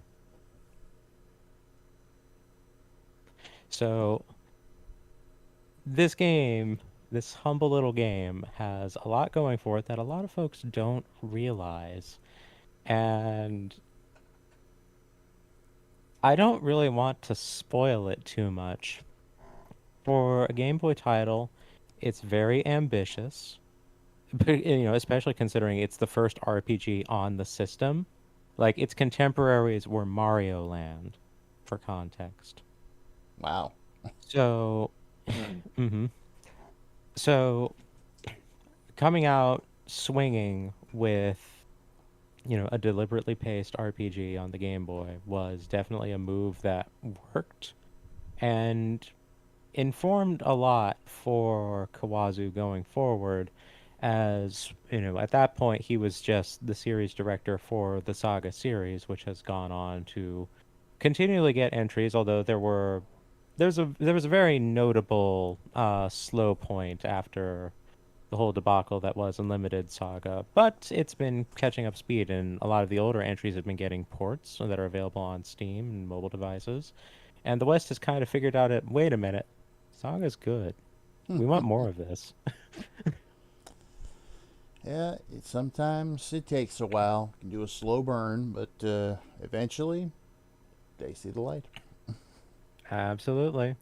And as much as I favor Final Fantasy Saga, that is my series. Yeah, isn't that what your character is from there? Yep, that would be Messerthim, who is from Saga Frontier. She is a Visually, she's a mystic, or she's a mermaid, and she falls under the mystic classification of character. And among the mystics, she is the single best mystic in the game. She is one of the few sources of a multi-target heal in that entire game, and it's entirely something that only she can do. It's also very hard to find artwork of her, apparently. Finding that sprite was worth it. I had to ask some folks that I know over in the Saga Wiki spheres. Shout out to y'all. And I made a point of picking the one that looks like a god hand pose. Yeah. I do like that. It's great. By the way, she's a mermaid who can wear boots. Do not underestimate her. Underestimated. Okay. I'm not even sure I understand that. She's very talented. Cool. I guess so. She can actually wear boots. Yeah. On the one hand, I don't want to spoil too much about the series in general because Makai Toshi Saga in particular has a lot of moments where the way I would describe it is a very peaks and valley game. When it's on valley, it's very earth, but when it's firing on all four cylinders, there's nothing like it. And the final confrontation is absolutely all four cylinders in overdrive, and it is fantastic. I Nice. will only say that chainsaws are a legacy component of the series because of that encounter. And I will leave it for others to discern why, and it is utterly amazing. Well, just real quick, I see we have the Text Arc here in the chat. So welcome. Hey, Textark. Yes. Textark is one of my most regular viewers. Oh, nice. Glad to have you. Yeah. Thanks. Oh. Nice. Thanks for joining. So let's see. Unless you have anything you want to add about it, like move on to Great White North. Well, honestly, I don't have too much experience with the Saga series. I think the only one I really played would have been is it Saga Frontier part of it, or is it Romancing Saga? So the way it works is the original games are just Saga. They're on the Game Boy. The Okay. third one doesn't count. I'll get into that in a little bit because it does tie into other things. Okay. Then you have the SNES titles. You have Romancing Saga 1, 2, and 3. Romancing Saga 2 is pretty much the point where the series kind of hit its normalized stride, and that's kind of the point where all the rest of the games afterwards look back to that one for inspiration in particular. Then you have the PlayStation entries, which are Saga Frontiers 1 and 2, which have absolutely nothing to do with one another. Less so than other entries that, do this kind of thing. Okay. Then you have on the PlayStation 2 Unlimited Saga, which is the only one that does not capitalize the G in the Saga name for who knows what reason. And that one borderline killed the franchise. Oh. Then you have The Last Remnant, which is not a Saga game, but it was made by the Saga team with Saga consideration, so it's kind of an honorary Saga. And that one was developed expressly as a test bed for utilizing Unreal Engine 3. And they put that on consoles to a broadly successful experiment, although not super successful. Successful in that they could do it. It's kind of the metric here. Okay. I haven't game, tried that though. one, but I've been wanting to. The Last Remnant. I heard Play it was on really PC, good. don't do console. Okay. And then the most recent entry is Saga Scarlet Grace, which originally released on the PSP or PS Vita, one of those, and has achieved a PC port. And since then, it's been pretty much just re-releases and remakes of the series, but a lot of those are ones that we didn't get because we did not get any of the romancing games at all. And those are like kind of the big ticket ones. And, we're looking at, the remaster of Saga Frontier, which is the particular version of where my little sprite of Mess with Them is from, the Oh, that remaster. Yeah, so I played the one that was on the PlayStation, so it would have been Saga Frontier, and I didn't play too far. I think it was the combat system that kind of threw me off, especially coming from playing like Final Fantasy and like Breath of Fire and all those other ones. So it was very different style. I don't remember it very well, but I would like to go back to it again and give it a shot, especially if they are remastering it. If that's I what I. would I would definitely. Oh, Saga Frontier Remaster is already out. It's been out for like 2 years now. Oh, I okay, would I gotcha. would definitely recommend that one in particular as an onboarding point because they basically provide some rather in-depth tutorials to explain how the game actually works, which is kind of new to Saga. It was one of the most impenetrable systems and series in mainstream gaming for quite some time, and it's just like, oh wait, maybe if people actually know how to play, more people will do so. Oh hey, look at that. Oh, there. Okay. Oh, that's it. Then I'll definitely start with a good onboarding start, and then get into what I can play. Obviously, I do 'cause I'm recommend always it. liking to broaden my horizons when it comes to RPGs, especially nowadays. There's so many different styles out there. So yeah, I would like to get into that one. Yeah, the big mainstay for Saga games beyond the initial Game Boy entries is their generally non-linear nature. If they kind of follow the same principle that Final Fantasy II sort of had of, if you're strong enough, you can do it. Okay. All right. Oh, that's good to know. So, Mike, you back yet? I did just come back, yes. However, I am very useless on this subject. I appreciate Word and Warren's and North's grand knowledge on the Saga series overall, but outside of Final Fantasy II, which probably doesn't count, I've never touched a second of Saga proper, so. Sorry, I'll get more into it someday, I promise. And we have heard the shortest thing Mike's ever said on one of the roundtables. Yes. I can do shorter. Don't get me wrong. Oh, well, hey, I mean, you heard what I had to say about it. So, if you can beat that, you're good. Okay. How about you, Kate? I have never played a Saga game in my life. I do have one thing to say. I remember when I was a kid and my family took me to get a Game Boy at Best Buy. And I remember seeing one of the Final Fantasy Legend games on the shelf. And this would have been after I had been exposed to that series with Final Fantasy VI and whatnot. So I knew I liked Final Fantasy. And I remember really wanting, I think it was either Legend 2 or Legend 3 that was on the shelf. So I remember picking that up along with the Game Boy. But then when we left the store, for some reason, it they gave me Final Fantasy Adventure instead of Final Fantasy Oh Legend 2 no. or 3. And I don't know why that happens to this day. I don't know why they gave me a different Final Fantasy game when I had picked out one of the Legend games.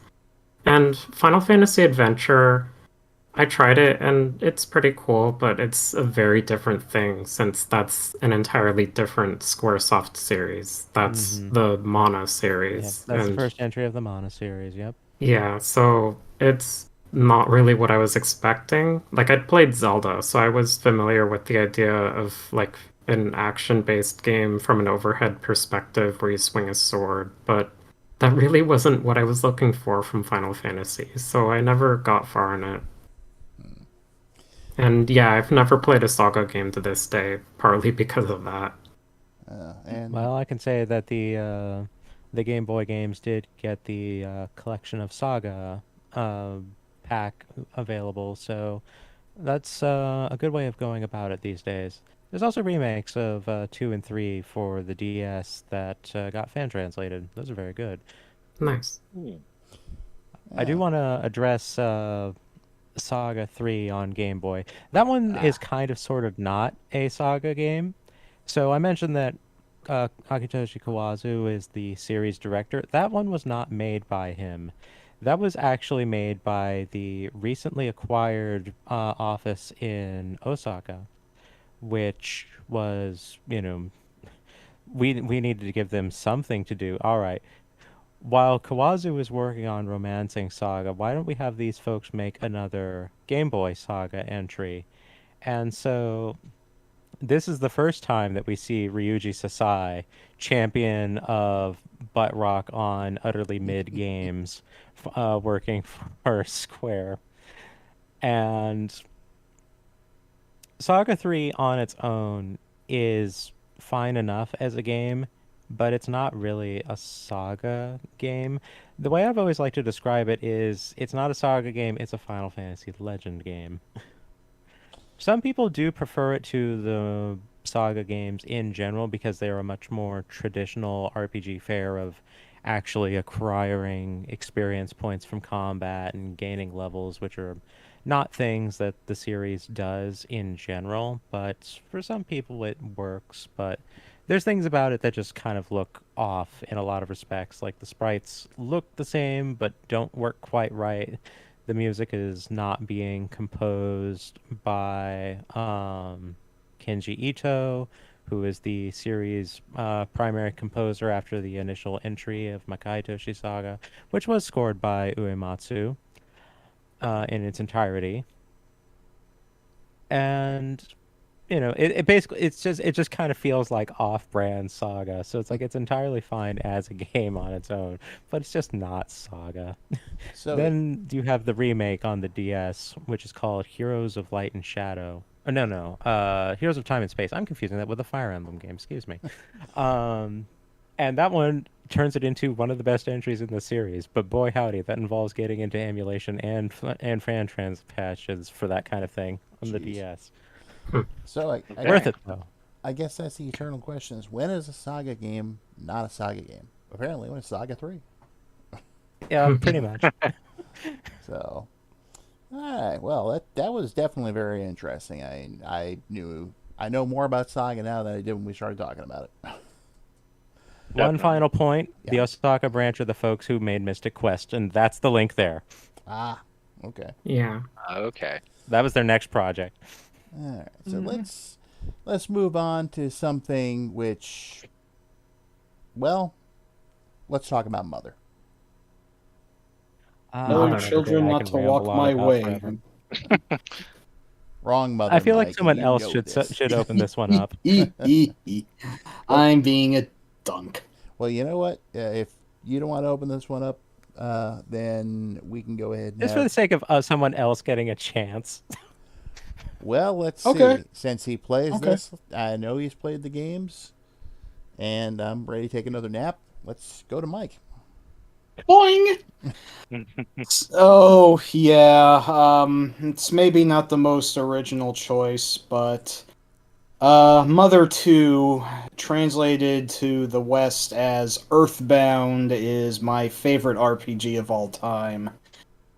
Primarily just through its overall design. The fact that instead of being, like stereotypical high fantasy setting that, or even a more sci-fi-ish setting that, 80-20% of all RPGs fall into, the fact that this one is more like a quirky version of the real world, albeit quite unrealistic in several ways. Just the overall design of the game just immensely charms me. It is adorable, except when it isn't. It is just a very eminently, on the whole, I think, well-paced game, but maybe I shouldn't get ahead of myself with Earthbound, because Mother, the original game of the series, did not get over to the West in any official capacity for a very long time, until it was translated. I forget what for at first. I forget if it was like a WiiWare release or something on the Switch. Might have been I Virtual think that's Console. correct. Right. It's like WiiWare Virtual Console, something like that. Yeah, Absolutely. It came out as Earthbound Beginnings. Yep. Maybe a little bit of a clunky title. Honestly, I almost would have preferred Mother's, just punchier, as it were. And yes, Betty, the map that the heroes are on appears to The forest on the outskirts of Onnet, or Wanet. Honestly, I've never known how to pronounce that. I said If on that or something. Yeah. It's want. Onnet. Oh, It's really? What? Wow. The theming is want, Tucson, Threed, Fourside. So it's want. Huh. What? I've never heard that before, but I can go with that. I'll go for that from here on out, actually. I didn't know that either. But yeah, again, don't want to get myself with Earthbound. Mother, the original, unfortunately did not get over here for a really long time, which is too bad. I'm sure they've had their reasons for it, but it really, I think, if it was released over here, would have been considered quite an interesting game at a point when RPGs were really starting to burgeon out into the mainstream over in the West. But I guess by the time it was made, the SNES was starting to make its advent. So, and there would have been a lot to translate in that game. So I guess that's why it turned out the way it did. But, You know, on but no, a quick note about Mother, I yes. remember actually trying out an early fan translated version called Earthbound Zero, I remember that. Yeah. and I just remember being struck at how empty that game was and how small the sprites looked. It's like you're in a room the size of a convention center, and it's your living room. So,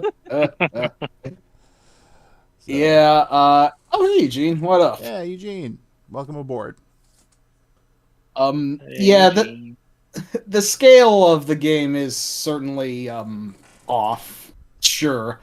But the game, I think, did have a lot of just inherent charm in its design. What with the bizarre enemies, like, instead of fighting like golems and dragons and skeletons, you were instead fighting hippies and stop signs and cars. Don't With forget the googly. crow. Xerxes will hang you if you forget the crow. Naturally, the crows. Yeah, Yes, dog.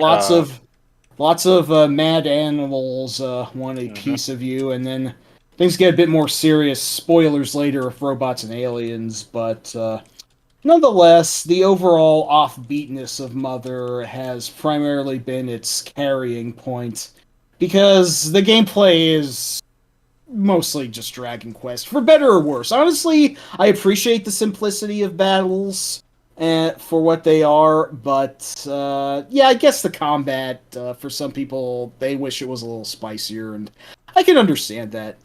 Especially more so in the first Mother, which I have heard some people actually do like more than Earthbound. Oh, you don't say. I'll get there. Exactly. Yes. I can't say I do. I do think that the game does have some relatively draggy points to it. Like, it's very difficult on the whole, and I found myself retreating to Magic Hint a lot, just because that's something you're able to do like a third of the way into the game onward, just to have a free in that I could immediately teleport to. The crappy thing about Magic Hint is you can get in easily, but you always have to go out the long way, which is like through the same dungeon every time. That's just, unless there was something I was missing, that did admittedly kind of get old. And my memory's a little bit cloudy in all the events that happened. I just remember the final area of the game being very crushingly brutal. You think you'd be overleveled for it, but you never are, no matter how much you prepare for it. But I do certainly like Mother's quirky design quite a bit, but it did also sort of feel like a prototype, at least to me, for the overall comprehensive picture that Earthbound would become.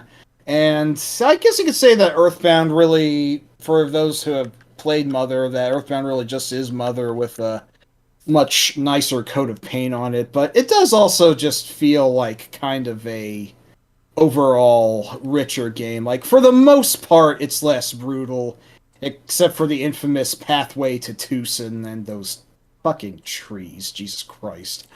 But, The trees aren't on the way to Tucson. They're on the way to Happy Happy Village. oh, God, you're From right. Tucson. Yeah. Yeah. My mind got confused because I think that was still before you actually got Paula onto your team. Thank you for clarifying that. Also, those trees are my favorite thing in the game. That's totally fair. I mean, they do teach you all about the game's, I forget the official name for it, but the whole tick Rolling down HP health meter. system. What's Yeah. that? Rolling. The Yes. rolling HP meter. Absolutely, and then that's what teaches you to save the trees until last, because you only lose like 15 hit points or so instead of outright dying, because they explode in your face. It is actually an interesting sort of learn by practice sort of angle, but yeah, I just love Earthbound's graphics, all the interesting enemies you fight, like moles and slimes and trash can ghosts. I'm just taking a look. My personal favorite enemy is the annoying old party man, which that name alone is just excellent, but also my brother noted he looks kind of like Sherman Helmsley, although white, but still. Weird. Absolutely, yes. And yeah, like, I know Earthbound's straight gameplay maybe isn't going to be up everyone's suit, but I think it could have been worse in that department. I just think that the aesthetics, the the graphics and the soundtrack alone really carry it far, and there's just so much cool mise-en-scene stuff that happens. I think it's also paced relatively well. There are a few draggy parts. The bits in between Summers to the Lost World, that's maybe kind of where the game runs out of steam, but I am just an overall fanboy of Earthbound, and it is very cool and neat. And also, if you don't know about the infamous ending, the final battle by now, I'm not going to spoil it, because if you've somehow managed to evade that, which in this modern day and age of the internet, I think might be borderline impossible, I ain't going to say anything about it. It's just one of the hugest holy shit moment in video games overall. Now, should I go on about Mother 3, or have I babbled too much about this already? I think it should be at least brought up. I know there's a lot of people are very opinionated about 3, mainly due to the fact that it's never been released in any official capacity over here. And probably never will be. Reggie Fils-Aimé was very ardent about dodging the issue every time it was brought up, and so far, I guess Doug Bowser's been carrying up with that as well, for better or worse. Like, I don't care if it ever gets fully translated, because the translation by Clyde Mandolin, as it were, is just perfect as it is, and I can't even really imagine an official translation being any better. But yeah, when that translation did drop, I did play through Mother 3 in full, and I loved it. At the time, I think I liked it even more than Earthbound. At this point, I'm not sure if I necessarily hold that opinion, but it is absolutely well worth playing, and also one of the most depressing games I think I've ever played. Maybe not the degree of Phantasy Star 2, but like, yikes, this one doesn't fuck around kicking you down the stairs. It's... oh boy, oh boy. The difference is that the game isn't seeking to just be depression after depression after depression. Yes. It just simply understands, emotional maturity. Yes, that's a great way of putting it. Mother 3 absolutely does have some levity in it. I think it does just... it certainly takes in the world as it is, and depicts many scenarios that there are lots of laughs. There are many times to cry. The overall implication of the world just kind of spiraling out of control is... well, again, I don't really want to say much about the plot to this one. It is a magnificent game, and even still, I struggle as to whether I'd say Earthbound or Mother 3 is the better one.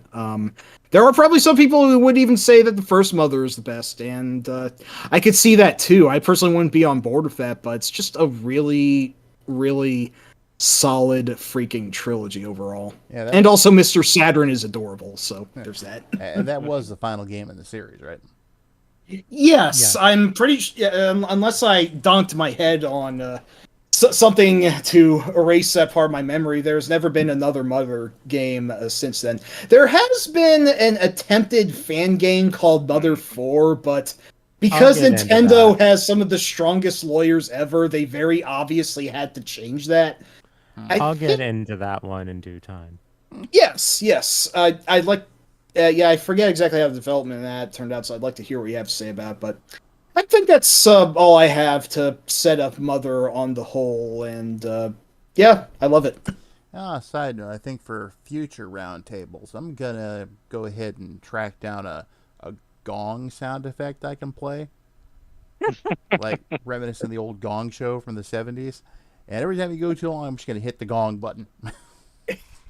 Yeah, that's fair. It's okay. I think this is the last series I'd speak at any length about. I'll be good for the rest of the show. That's If good. there is much of a show left after I've taken up all this time. You Yeah. act like you're the one who's talked the most. Point. Yeah, Thorne's got me beat in this case, so Hmm. that's cool. In this case. Yeah, that's cool too. So that being the case, Eugene's had a few things to say about Mother and Earthbound in the chat, Awesome. and the Mother novelization apparently. Huh. I So, don't think I knew about that. I didn't. Then again, I barely know about Earthbound as it is. But let's go ahead and start going around the table. We're going to skip Mike this time since he opened it. Forneia. So, the Mother series is the brainchild of a writer by the name of Shigesato Itoi. And the fact that there's a novelization of it does not surprise me in the least, considering that he is a writer, first and foremost. Right. This was a game series that was made someone who was not in the video game industry. He was actually approached. Well, not exactly approached. So the way it starts is he's in the hospital for reasons, and his first exposure to a video game is Dragon Quest II. I said that was going to come back. Yes, she did. And that gave him the inspiration of wanting to make a video game as a bit of a branch out in, fiction for him because, as I said, writer. And so he contacts Nintendo and makes a pitch, and for years does not get a response. Eventually, Nintendo does actually give him a response, and he is placed immediately in the director's chair in a medium that he has had no experience in. And this is why the back end of Mother, and in particular, has all the same problems of Dragon Quest II. It's basically what he kind of knew. And Yeah. timetable reasons caused him to go, forget the play testing. We need to just go print it. So Yeah. the reason why it has a back end that's utterly brutal is because he ran out of time, because he's not Satoru Iwata when it comes to actually being a director. Right. I remember that now. And so his goal was to make a game that had the narrative as the forefront concern. Dragon Quest was a simplification and kind of a proof of concept of, can you RPG on a console? Yes. Final Fantasy took that same note and went, all right, let's be ambitious with this concept. And so they were. And it has a narrative. It's not the deepest thing in existence. So the goal of Mother was to have a narrative that actually meant something and was meant to stick with you and make you think. And in that sense, it succeeds very, very firmly. The low point about this is that around the midpoint, the game kind of feels like it loses its pace because you kind of drift away from the narrative that is so important. The setup is that there is a couple, George and Marie, who both went missing for a period of time for unknown reasons. George eventually returned, Marie never did, and George would not speak of why to anyone for any reason. And so years later, uh, their grandchild, Ninten, is subject to supernatural phenomenon of a poltergeist basically ransacking the house and attacking everyone. And in the wake of all of these things, he finds his grandfather's diary and starts to spiral into just what happened there and what the history of his family is and how they relate to these strange happenings that are occurring all across the countryside. And I am not going to spoil any of it, but I am going to say that the actual emotional depth of the narrative does actually stand up, and I Yes. think continues to stand to this day. As Satanga mentioned, I am of the opinion that Mother is a better game than Earthbound. While Earthbound is certainly more playable and probably more fun, the narrative of Earthbound is the weakest of the three Mother entries. You're not And wrong. a lot of folks will say, like, oh, the music in Earthbound is one of its high points, and that's true. The kick being that most of its best tracks are simply arrangements of tracks that were in Mother 1, so I don't count them. Hmm. Hmm. As a point of interest, Mother 1 had an actual vocal audio um, album that was released, and there are many songs that are present in the game, and they don't have lyrics in the game, but they do on this vocal track.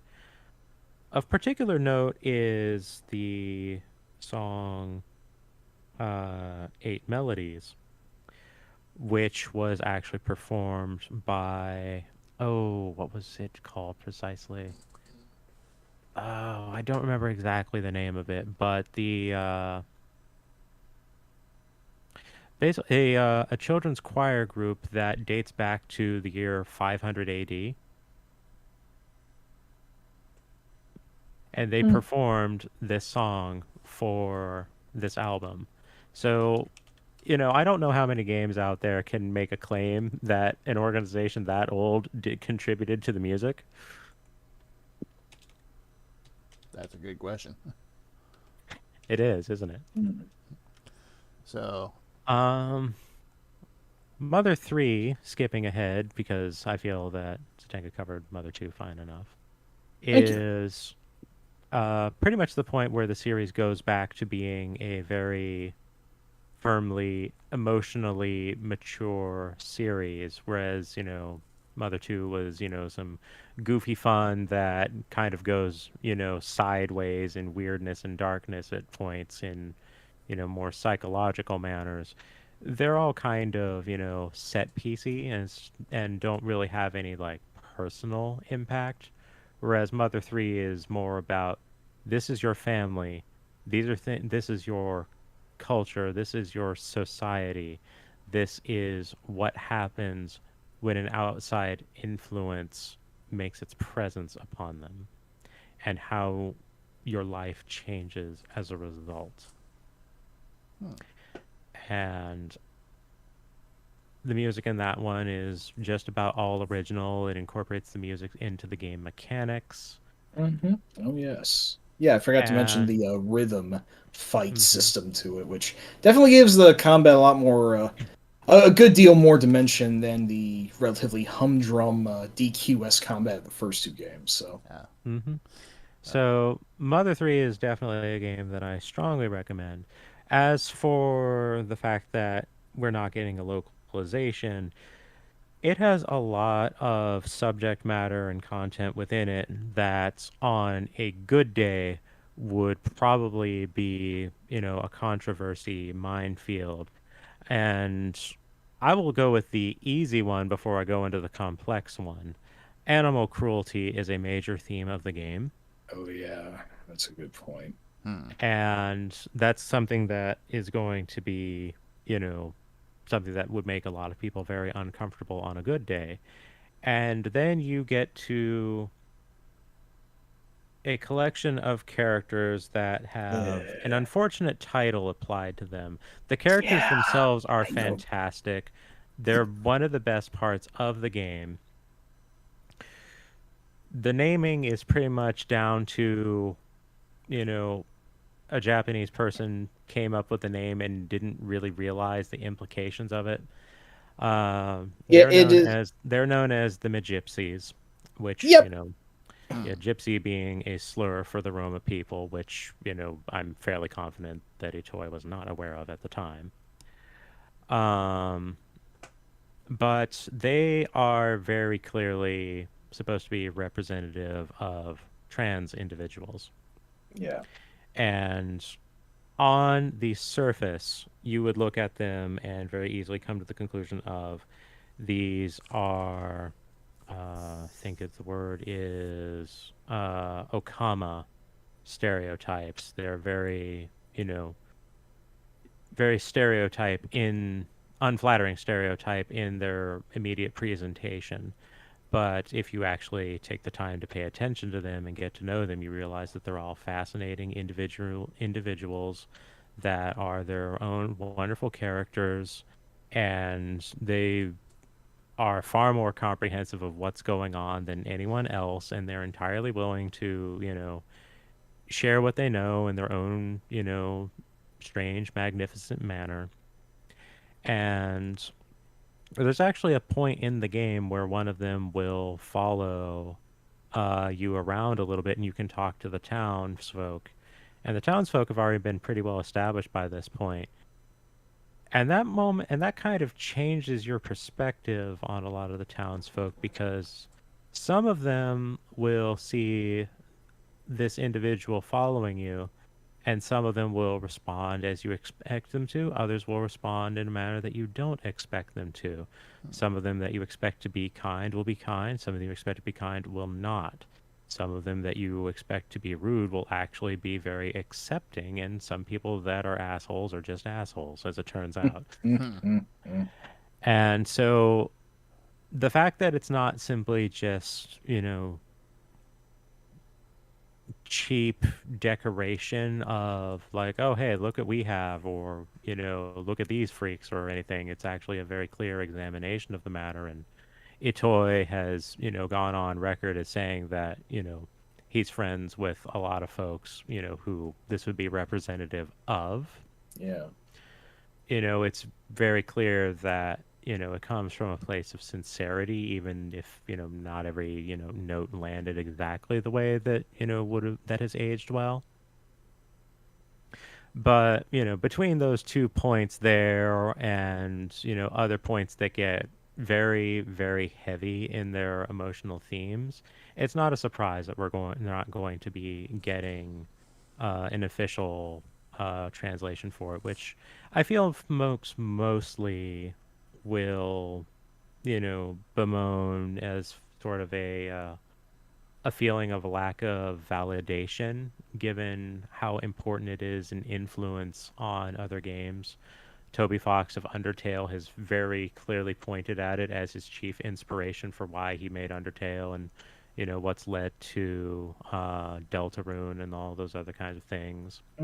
So it has a very firm place in history, and it can kind of feel a little bit like it's being denied its proper recognition by not being given an official translation. But on the whole, I don't feel that's really necessary, and realistically speaking, I don't feel there's any form it would actually make an official release that would do it proper justice. Yeah. Well, Righto.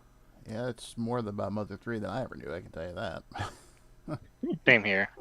When I said I could talk about all of this subject, I was not joking. Yeah, I might. Absolutely. We have you come back. I might have to use the gong for you too. So let's.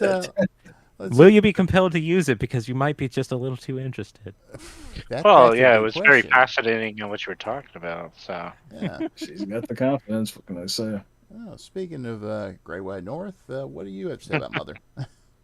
honestly, well, only played Earthbound, the second in the series. I know about Mother 3, but never, you know, since we never really got it, never got a chance to really play it. But may try the fans translation version and get into it, especially after hearing what you're talking about and whatnot. And I know we can play Earthbound Beginnings on the Switch, so I will be getting into that just so I can finally play that one. But I have played Earthbound whenever it first came out. It was one of the first games that I ever got that came with the Player's guide? walkthrough with it, right? And I thought, okay, what kind of game am I gonna get into if I need to walk through right away like this? But I really enjoyed the aesthetics, just like what Mike said about it. The music was fun and all that. It very upbeat in a lot of areas, and very dark in very specific areas that I won't spoil. Yes. That just will punch you in the face almost, kind of thing, and you're like, "Where did this music come from?" Kind of thing. The characters are a lot of fun.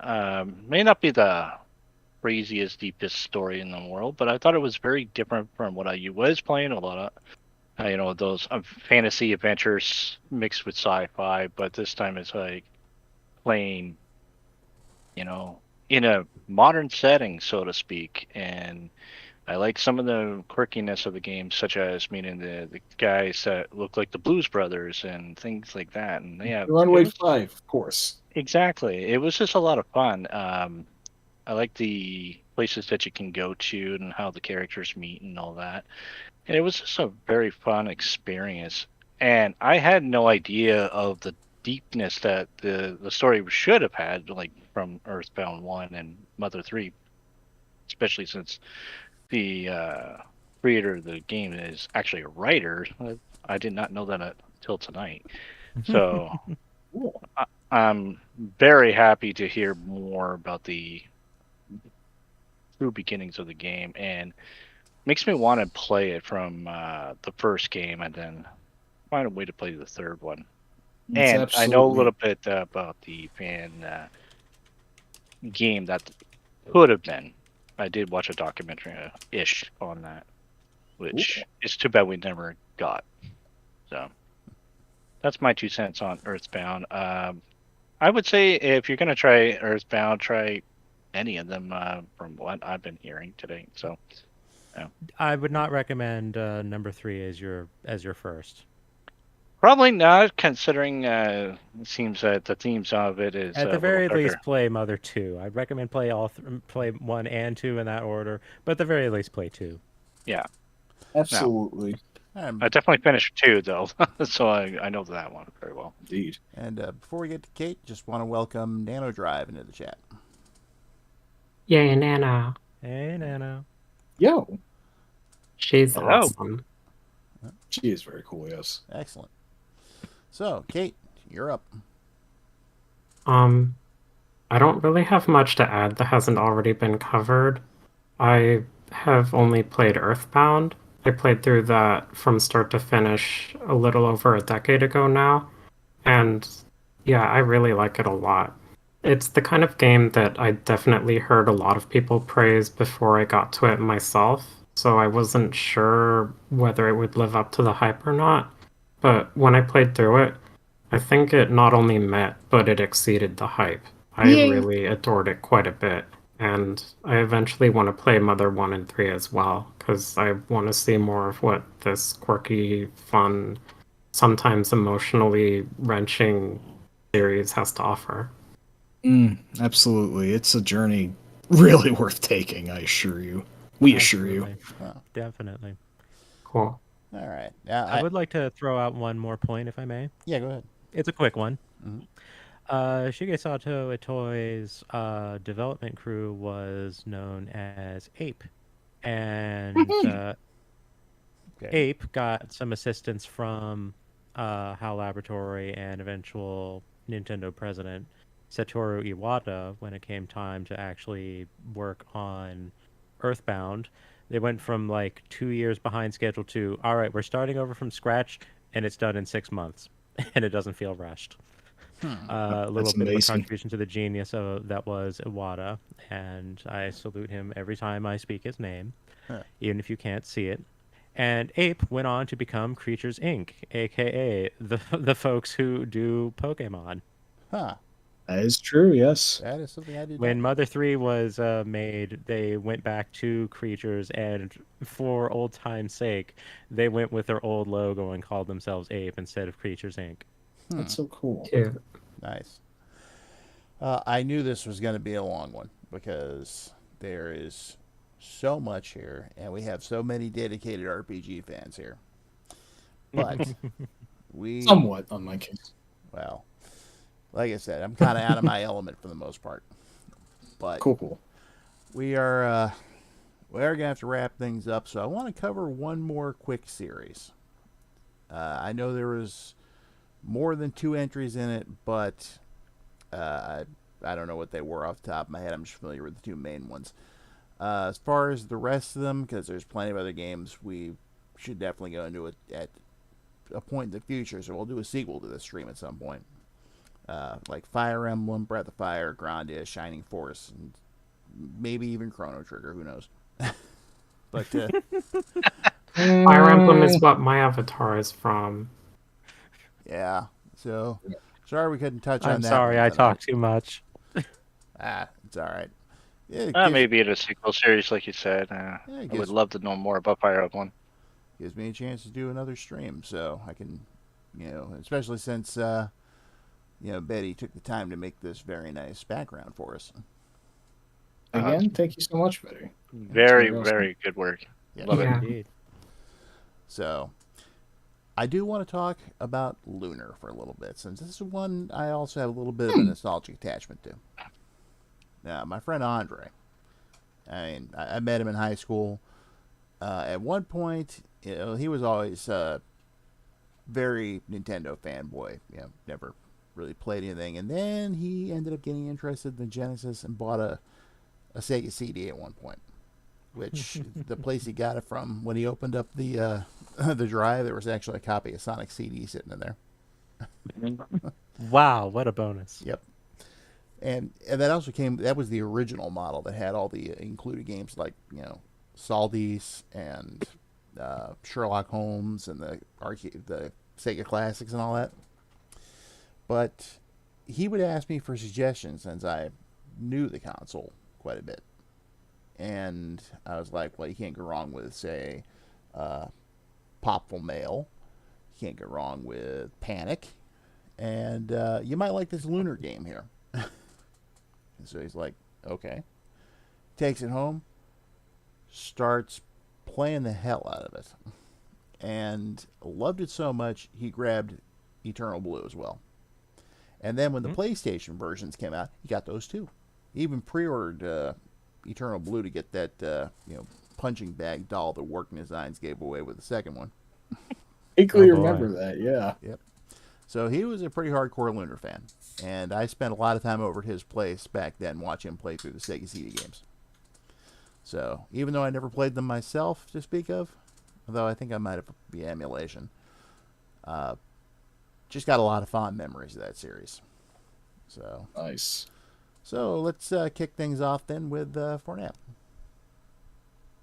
I don't actually have a whole lot to say about this. I didn't learn. Like, I kind of knew of the series, of a lot of people speaking of the games for years and years, and when Sega CD emulation got to the point where I could actually play them, I played through the first game and thought, I was like, this is alright. And I dropped out on the second one and just did not have any desire to return to it. And considering the way that series ended up going, I think I had the winning move. And it didn't last very long. Dragon Song was a very firm nail in the coffin. Ouch. I've heard that one was terrible, yeah. Oh boy, you don't even understand. I heard bad things too, yeah. And how? So then You are not prepared. that's one I hadn't even heard of, so I'd need to look it up and just at least see it. Oh boy. Yeah. That one I can go off about, but that's not what we're talking about. How about you, Grey White North? I'll start with a mini story of it. How I got introduced to Lunar. I went to a friend's place. First time I ever actually hung out at his place. We usually just hung out at other places, friends and whatnot. But he had the Sega CD, and he's like, "I'm gonna show you Lunar." I'm like, "What's Lunar?" Start showing it to me, and oh, this is really cool. I was just starting to get into the anime side of things too, so it was nice to see a JRPG in with these cute cutscenes and things like that. And he only showed it to me for like a good hour, and he's like, "Hey, how did you like it? I'm gonna kick you out now." I'm like, "What?" So I had to find a way to play it, and I never owned a Sega CD. I couldn't afford it at the time. I was too young for it. So when the PlayStation finally rolled around, and I finally got the money to buy a PlayStation, um, Lunar One came out, and it was in that great big box set there where you get the music CD and the map and all these little trinkets and things like that. I picked it up right away because I'm like, you know what? I'm gonna try it now. Seems like the better version of it. I'm gonna play it. I loved every minute of it. It was such a fun game for its story, but it's still not as good as Part Two. Part Two has the better storyline. It's a little bit more mature, even though it has some funny moments. And yeah, I pre-ordered the second one, and it's unfortunate what happened to the series after that. Working Designs, I believe, worked on it, or was it Game Arts? Or I think they were both Game Arts merged. are the actual developers. Working Designs are the folks who brought over the first two games. And Working Designs pulled a Working Designs and completely screwed themselves over. Exactly. And Yeah. Okay. They were never more Dragon than Song is its own beast, and boy howdy. yeah. I never. Yeah. Then. Sorry. I never considered Working Designs more than just a publisher. Anyway, they, you know, at Yeah, least from basically, what I they're a remember. localization organization. Yeah. Yeah. Okay. But I guess ever since what happened to the company, it just like I saw the one that came out. What was it on the Game Boy Advance? It looked kind of crappy, and then the just kept failing at the series, and I just lost interest. But maybe I'll go back and try them again, at least the first two, and then see where it goes. But the music was fun.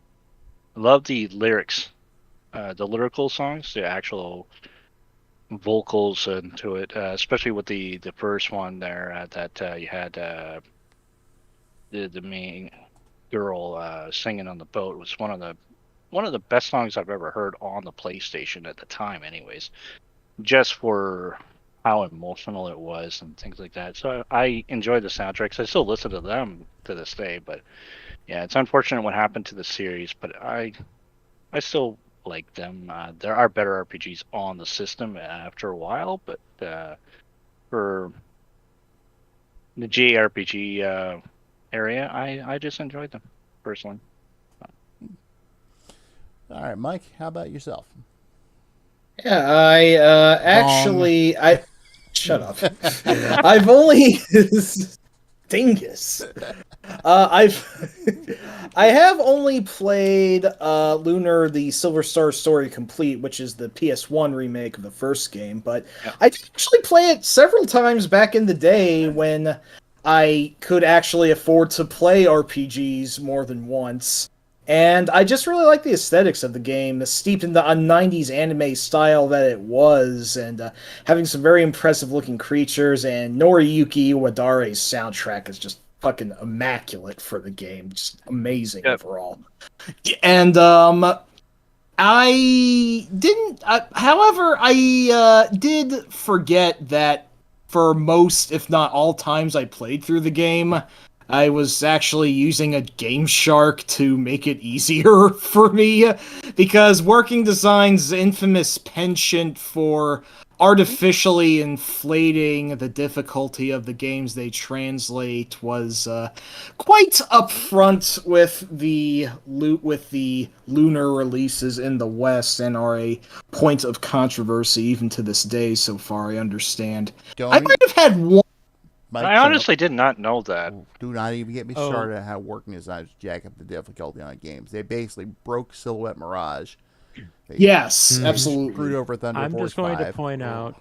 Yeah, that too. That stupid I'm just final going to boss. point out that there is a group called Unworking Designs that works to localize the game that Working my- Designs did without any of the nonsense that Working Designs did. Okay, I gotta learn more about these Wow. people. I That's applaud awesome. Yes, unworking designs. Excellent, excellent. Yeah. Oh, stargood.org. Is this it? Oh, sweet. But yeah, I'll definitely love to look into that more off the clock. But that being said, I really did enjoy Silver Star quite a lot. I do wish I had played the original Sega CD versions. I still haven't. By all accounts, it seems that the PlayStation remakes are mostly across the board improvements, but I'm sure that's possibly not the case. Some can tell me the nuances between them and which versions are better, I'm sure, but I would actually like to play the older versions at some point, and in fact, I still need to make more of a concentrated effort to actually get to Eternal Blue complete also, because I did get Eternal Blue in the PlayStation, its remake as well. In my opinion, And it's a better game than the first one. But oh, sorry. oh no, North. Yeah, I recall you did say that, and yeah, it does look like a meteor game, all things considered. Unfortunately, when I played Eternal Blue, I was doing so pointedly without a Game Shark, and it seemed cool getting started going into it. And then I died on the very first battle in the game. The first battle. Which was just like 2 fire spirits or whatever, and they fucking murdered Hero, and I never played the game again after that. I feel like I really screwed myself over. I missed out, but I'm just gonna chalk this one up to fuck Vic Ireland and, look into that Unworking Designs version and play the games the way they're meant to be played someday. But I do love the first Lunar, would really like to get to the second one someday, and we don't speak of the series after that, so far I understand it. So yeah. Well, yeah, you should definitely check it out. Kate, how about you? Yeah. I've never played Lunar in my life. I have nothing to say. Oh, Okay, no worries. well, yeah. And looks like we have Eating Control V has popped up in the chat. Hello. So, Hi. All right. I was considering ending it on Lunar, but because, well, there really wasn't a lot to say about it. Because Foreign doesn't actually have anything to say of meaning about this one. Yeah. Yeah, it was just a fun series, but well, the first 2 anyway. But Absolutely. So, you know what? I think we are going to cover one more. We're doing Fire Emblem. Okay. You sure you want to do a 15-game series at the end like that? I mean, I'm going to leave that up to Kate because she's the one with the Fire Emblem avatar. But Whoa. Am I really going to turn that down, Mike? if you're not going to, then go ahead. Just trying to I'm keep not going to go on for hours about it. That's I wrote notes on these ahead of time, so I can be brief. All right, just So try and keep it to less Look than a at half you. hour. You're so professional. I should just graduate. Okay, so I really like Fire Emblem. Its combination of RPG elements with turn-based tactics really caught my attention as a fan of both RPGs as well as games such as XCOM. So Fire Emblem provides this type of experience while generally making itself accessible in terms of UI and mechanics to where it's not too difficult to understand the basics, even if it can take a while to master the gameplay. I actually kind of took a while to begin exploring this series. It wasn't until around 2016 that I really began exploring Fire Emblem proper. I started with the first game to release in English, which was just called Fire Emblem, or also called Fire Emblem 7 or Fire Emblem Blazing Blade. That game works very well as an entry point for the series, and intentionally so, as Nintendo knew it would be the first game to be released outside of Japan. It's a very solid game and I rather enjoy it. Although it is kind of weird that they picked that game to release and never brought over the previous game, Binding Blade, since that's the one that had Roy, who a lot of Western players knew through Super Smash Bros. Melee. Yeah. And that game still has never come out in English officially. I mean, FE7 does have Ellawood, who, being Roy's father, is pretty much exactly him in appearance, but, like, he's still not Roy, so it's a really sort of bizarre mixing of No, appearance. he sucks just as much as Roy, though. If you say so. He was fine in my playthrough. He carried me pretty well. But aside from that, I also enjoy various other games in the series, particularly Path of Radiance for the GameCube, which is probably my favorite traditional Fire Emblem experience, thanks to its strong world building, solid game design, and fun characters, including Ike, who is a great protagonist. And in particular, I would say my personal favorite game in the series is Genealogy of the Holy War, or Seisen no Kefu, as it's known in Japan. It came out for the Super Famicom in 1996, and I really find it to be an incredible experience thanks to its multi-generation spanning epic story, the grand scale of the maps you explore, which are about 3 or 4 times the size of a normal Fire Emblem map, and the host of hidden mechanics and events that one can come across. It introduced the weapon triangle, which would be a series staple. The idea that swords beat axes, axes beat lances, lances beat swords. And Genealogy also introduced the ability to have your units fall in love with each other and have kids, who would then themselves be playable units later in the game. There's a lot going on with Genealogy, both in terms of design and how massive its story can be, and I consider it to be one of the best games I've ever played, period. Nice. Rad. Now, And we will probably never get it over here because of dubious plot reasons. Do I understand this correctly? I'm sure it'll probably get a remake at least, kind of like Gaiden got a remake and that came out in English. I sure hope so, because I think it's long overdue for one at this point. I'm kind of curious to see how Nintendo would handle it today. But at any rate, if it turns out badly, the original game still exists and has a very fine print English translation patch, so it's very playable as is. now, Absolutely. real quick question for you, Kate. Sure. Which character is that's your avatar? So this is one of the sprites that I took from Genealogy of the Holy War. I think the way that they handled sprites in that game, some characters all use the same sprite.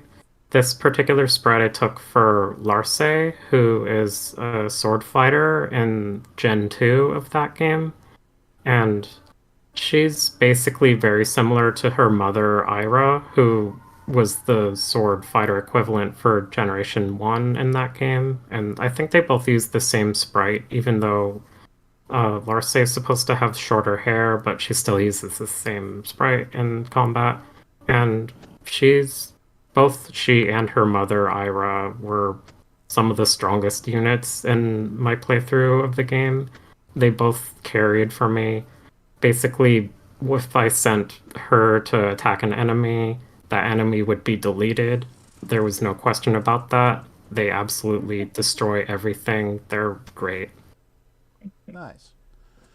Yeah. All right. How about you, Mike? I have only played in full the first Fire Emblem we got over here, FE7. That one's the Blazing Blade, right? I keep confusing Yes, which one's that. Blazing Blade. Okay. The Binding Blade is 6. Is that Yes, right? That's the Roy Right. game. Gotcha. That's yes, and I did enjoy it very much on the whole. Although I did kind of fall into the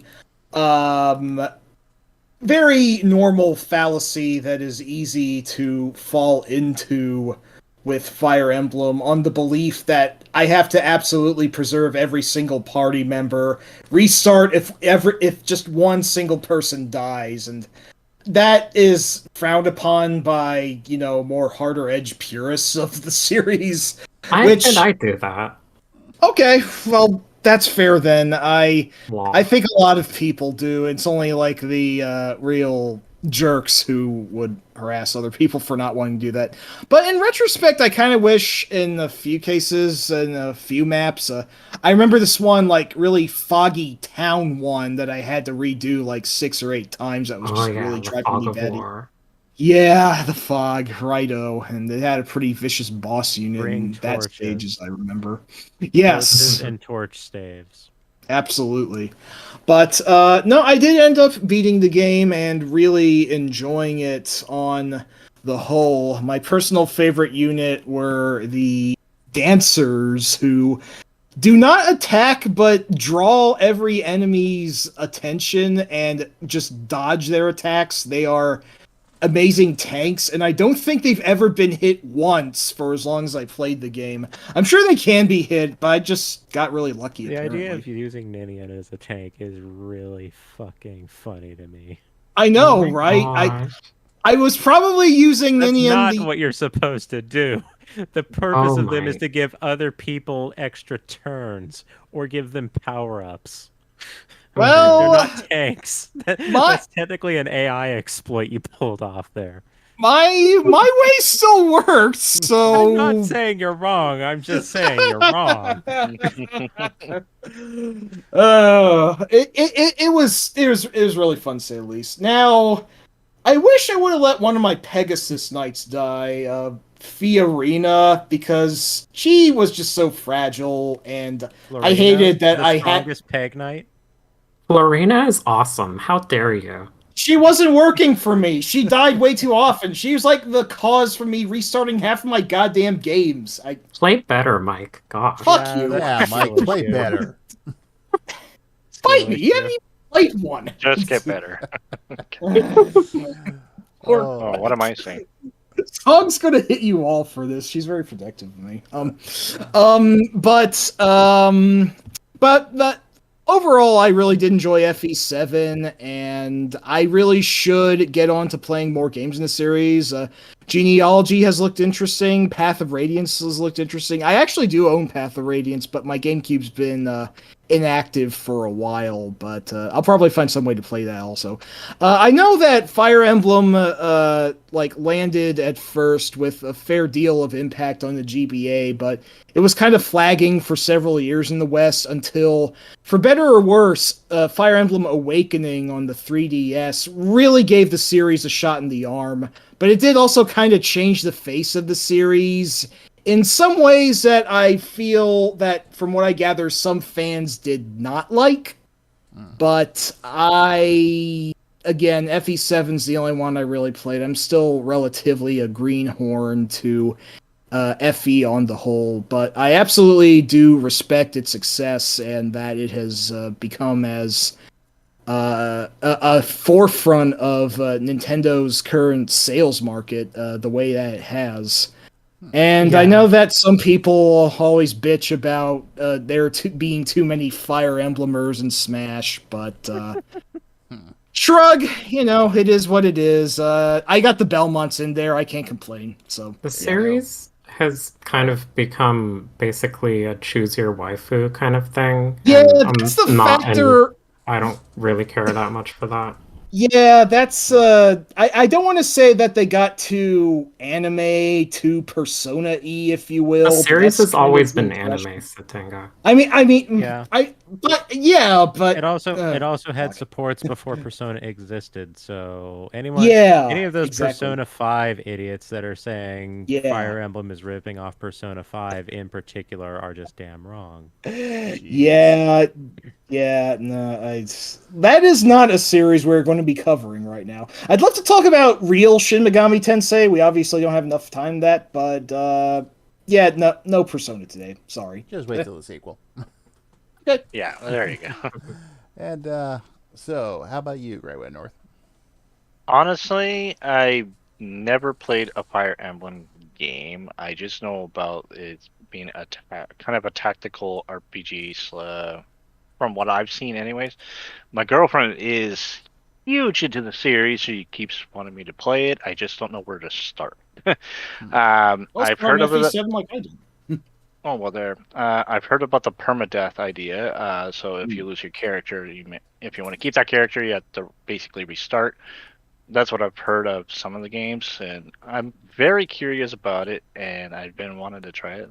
So well, I'll take whatever recommendations on which one to start from and give it a shot.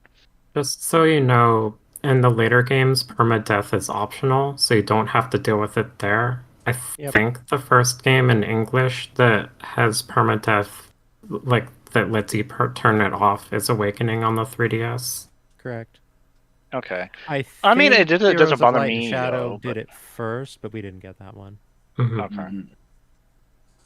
The permadeath doesn't really bother me per se. It does add a level of challenge that a lot of games don't do, but I'm glad it is an option for the people that want to keep that off. As an XCOM player, I'm more than used to the idea of losing my units. I played a lot of XCOM. Yes, I still have it on my computer, and oh boy, the amount of people I lost in that game. So yeah, I'll Invest in know. smoke. And Forneia. Oh boy, so little series history. Let's see here.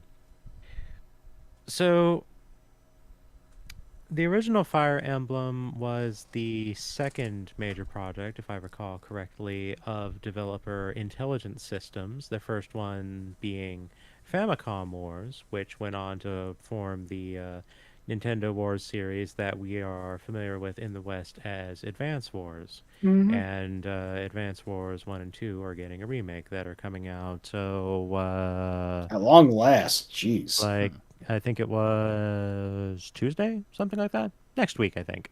Nice. So that's relevant. As for the series itself, X over there covered a pretty good swath of things. The chief points of approachability I feel regarding Fire Emblem are they involve very simple mathematics, all things considered.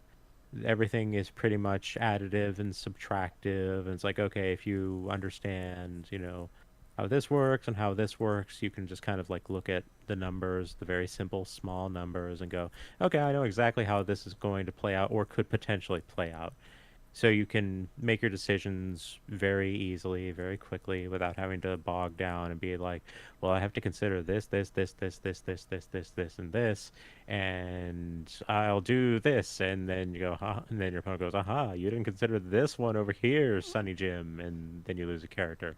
It doesn't really play out that way. It's very fast for a turn-based strategy game series.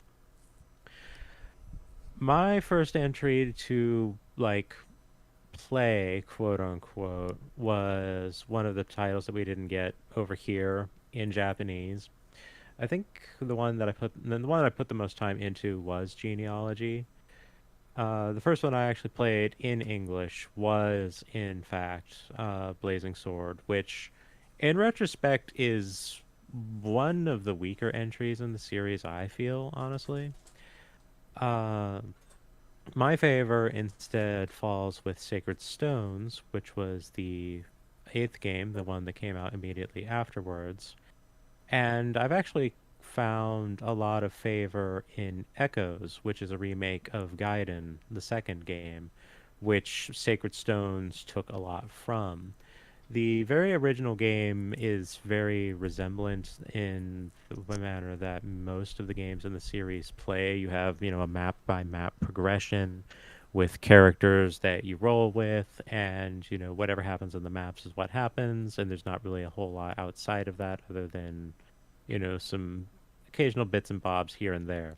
Gaiden was far more ambitious and had like a traversable world map, multiple player characters, uh, like maps that could be refought with creatures that would keep coming back. It's what introduced the undead to the series as like a recurring threat that, take, a different form in different games. They're called different things each time. Or, just like creatures and monsters in general, and had like branching progression paths for units to promote into. Very ambitious, and Sacred Stones was the first entry since the second game. It took them 6 entries to return to this kind of thing, and it did that very well. And then Echoes is a remake of Gaiden, and I have to say, I feel it's probably one of the better jumping on points in general, Hmm. because you can enable casual mode if that is your inclination.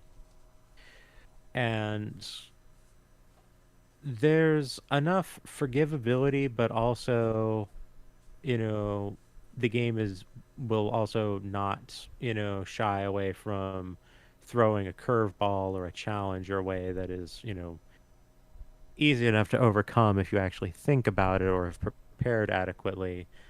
And even if you haven't, you can back off at most points and try to reapproach. So I would recommend that as a jumping on point myself. Failing that, I would go with Sacred Stones. Just because they offer more variety and are less, point by point. Oh, did you manage your resources correctly? No? Well, then you have a problem. Okay. Well, as far as my experience with Fire Emblem, what were the names? Roy and Marth. Yes. Yeah. Yep. Yeah. I remember seeing them in a Smash Brothers game that Andre had, and that's basically it. Yeah, Marth I'm with is you pretty on much that one. Marth is pretty much the poster boy for the series. He's the main character in the first and third game. Roy was the main character in the 6th game that very few people like. Yeah. Dyer, for what it's worth, there's a character in Three Houses who pretty much is just Edna Krabappel, so there's that. Nice. So, before I we thought I'd end the thing on that, so yeah. before we wrap up things completely here, there is one. As far as I know, it only ever had one entry, so it's not a series. But it's one I have some fond memories of, and it's also very old. So if you guys will allow me to wax nostalgic for a minute about this one, and Mhm. if you have anything to say about it, providing any of you ever played it, then feel free to chime in when I'm done. But I recall my younger brother getting an RPG for the Master System, and it was Miracle Warriors: Seal of the Dark Lord. Anyone ever heard of that one? I've I've heard the heard the name, but I've name. not actually played it, which is a little astonishing considering that I actually favor the Master System. And Yeah, Sounds very familiar. same boat. Actually, no, I have heard Dyer talk about this one, and I know the subject he's going to build up to on this, but you know me too well, Mike. for better or I'll get- worse, I do. I'll get my yes. popcorn. Well, I But no, I found, haven't played it. I found out later there was also a Famicom version. So, Oh. but basically, it's your standard kind of medieval looking type of stuff. You have you start off as your hero character, and it's interesting when the map is set up because like on the top, you're kind of looking at all your surroundings in 3D. But on the bottom, there's like an overhead map with a square that represents your character where they are. And you fight things like thieves and uh, merchants, and eventually move up to like all sorts of demons and who knows what. Along the way, you recruit other members into your party. There's 3 other ones total. And this is what Mike was talking about here. I did watch my brother play through the game to completion. I tried it out myself, played a little bit, and was like, it's okay, I guess. Not really into it, but he was. So, he gets to the end, to the Dark Lord herself, which is a green demon girl named Terrarin. And my eyes kind of popped out of my head when she showed up. And here, Anyone familiar with the game Mystic Defender thought that was the first official bit of Sega-sanctioned nudity? Not quite. Miracle Warriors. Terrarin is very naked and very well endowed. And even on an 8-bit game, she's very perky. My Okay. goodness. But yeah, I'm you just beat, over here looking at my avatar going, uh-huh. well, she's a pain. My brother died against her numerous times, but the ending's actually pretty good. All the characters go back to wherever they came from, and like they go home with I'm gonna be the hero now and protect my village or whatever the crap they're talking about. I think the king congratulates you too, and so on and so forth. But I never thought it was going to be the foundation for the starting a series, but it was definitely worth mentioning, at least just for that little bit of trivia. Seems that Miracle Warriors was also released on the MSX and PC-88, and That doesn't in surprise me. those versions, Terrarin's not green, but she still is naked. So I was trying to think of a better word than that, but yeah. And by the way, for those of you not familiar with Mystic Defender, at the end of the game, it's based on the Peacock King anime series, the Kujakuo. So at the end of the game, you reach this organic tower thing called Zhao, and you wail on it for a while, but you can see clearly up at the top of this thing is the girl you've been trying to rescue, Alexandra, and she's she's got her arms out and her blonde hair is flowing in the wind, and she's topless. So it's nudity, not very exciting since she's half an inch tall at that point. But the first time I ever saw the ending was when Bromley brought it over to my house because he got into the end. He told me about this, and it's like, okay. So he brings it over, and he actually gets to the point where he beats the thing, and it's a tough battle at times. And what happens at that point is the flesh column starts to sink into the ground, and Alexandra's left floating in the air with a purple bubble around her. And Bromley's like, yes! And then he stops. She's not wearing anything! So, yeah. Too hot for TV, because Sega eventually made her... They released her a revision where she's wearing a pink dress. Even in Japan. I thought flesh columns were supposed to rise when that happens. Depends on the flesh Oh. I can... This is obviously going on too long, and most of it is my fault. I could say something about the little weird-looking, sharp-toothed tadpole, other thing you might be able to guess, thing that comes out of the flesh column, but, we'll just leave it off at that. Oh, no. So, anyway, just to wrap things up here, we will do a sequel to this because there's a lot of stuff we haven't covered yet that we had in mind. So, like the Shining Force series, Breath of Fire, Grandia, Lufia, the Tales series, Star Ocean, Wild Arms, Mario RPG, and then some one-offs like Shadowrun, Parasite Eve, and, well, even Chrono Trigger.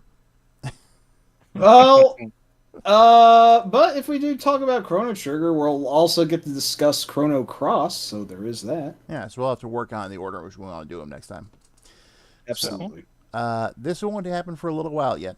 Obviously, we're going to have to get everyone's schedule straightened out first before we can do it again. But next week, because this stream got delayed by a week, the stream I would usually do 2 weeks later is going to be next week. And that's going to feature the return of a couple of previous roundtable guests. And we will be discussing superhero games. And for once, we're not just keeping it retro. And that's mainly so I can talk about Captain America Super Soldier for the 360. Mm-hmm. But That's surprisingly a good one. So we will be having that. And then after that, I'll be kind of back in my wheelhouse at that point. But then I'll finally be back in my element with the stream after that, which is going to be the history of Gradius. All right. Oh boy. Mm-hmm. So I'm a diehard Gradius fan. So Same Great here. series. I have Great been, series. I've been looking forward to this one, and I believe. If Good. if we're discussing the Konami triad of action, godly action games, then you thought I talked a lot before. Holy shit! Yeah, you are actually going to need that gong if we actually do that. I might even need one for you, but we'll see. You might actually. We can dub it the Satangong. Yep. Plus, we'll. There we go. Perfect. Yeah, we should market that shit. Absolutely. I'm all for this. And we will actually one of our guests on that stream will be someone that Great White North's familiar with. That will be Mr. Matthews. Ah, nice. Yeah. Our other guest is to be determined. But after that, we're going to have the Retro RPGs Strike Back and Revenge of the Cute Retro Games. Nice. Plus, there's also got some brewing for Treasures games, the Atari 2600, a couple of Castlevania streams, because there's plenty of people who want to talk about it. And anyone that knows me knows that there's one that's definitely coming. Contra? That's in the works, but no, not the one I had in mind. Oh, darn. Okay. Can't wait for Contra. Oh my gosh. Yes. But no, Mike, think about it. What am I known for? Oh, right. Friday the 13th, that's right. You Because you're got it. totally Jason Voorhees in that game, right? Right? Yeah, That's yeah. because, it was a licensed Friday the 13th game that Namco somehow, okay, Splatterhouse. Yes. The Splatterhouse one will be a long time coming, but if everything works out the way that I'm trying to get it to work out, it'll be worth the wait. We'll Wonderful. have some very That'd be special great. guests on for that one. Game Skippy. So, other than that, just to let you know, my books are still in the works. They should be coming out at some point before the end of the year. There's going to be a summer Kickstarter for them through my publisher. And that's going to be Hagen's Alley Books. And so I've been discussing that with the founder, and he's all for it. And it's going to be all four of them being released. So that'll be the final version of Memoirs of a Virtual Caveman, the final version of Tales from the Third Moon, plus Digital Archaeology, who at least two people here have contributed to. Care to say who you are? Mike? I guess not. Are you I was referring waiting to for the me? other person, too. But I was yeah. kind of doing that, but yeah. I'm just like, Wait, are you wait, referring to me? Yeah, well, actually, it's Mike in Great White North. Yep. Okay, I was gonna say it's like I've chronicled things. I don't know about archaeology though. Now, this is what just to give anyone the idea. It's basically stories from people from all walks of life about the games that they wanted to talk about. They grew up with, or special memory of, or something along those lines. So, Eugene was in here earlier. I don't know if he's still here or not, but he contributed a story. I got a few pretty well-known people in the class gaming community. Ken from Sega 16 contributed a story. Shmup Junkie Nice. contributed a story. Sweet. Even Sega Lord X gave us a story. Very nice. So, And happy to do so. oh yeah, and it's a great story too, and it's relevant to this stream for that matter. Yeah. And the other book that I have coming out is called Eating Candy in Outer Space, which is basically Memoirs of a Virtual Caveman. For those of you unfamiliar with that, it's the story of my story about growing up during the golden age of gaming. But this is the flip side. Ooh. This is the stuff that involves everything but gaming. So you get between that and memoirs, you'll probably learn everything about me you ever wanted to know or didn't want to know or whatever. So, but so I think that's gonna do it. So by all means, everyone tune in next week for the superhero stream, and we shall see you then. Thank you to all my guests for showing up. Thanks for everybody in the chat who showed up. Thank you for having us. That was Thank been you. great. As always, sir. Thank you for everything. Yep. Very And much. looking forward to getting you all back to do Retro RPG Strike Back. I like the title. Absolutely in for it. Cool. I've actually been running a few of these over on my own stream. I was doing a Mystic Quest randomizer just on Wednesday it was. Oh, nice. Nice. Oh, nice. I did see that one you were doing a while back, that Zelda Super Metroid one. Mm-hmm. SMZ3. That's nuts. It's just absolutely bonkers. Sounds like fun. Oh, it's great. It's wonderful. So, all right, folks. We're going to sign off, and we'll see you next time. Bye bye. Bye. See you Cheers. later, yeah. Yay.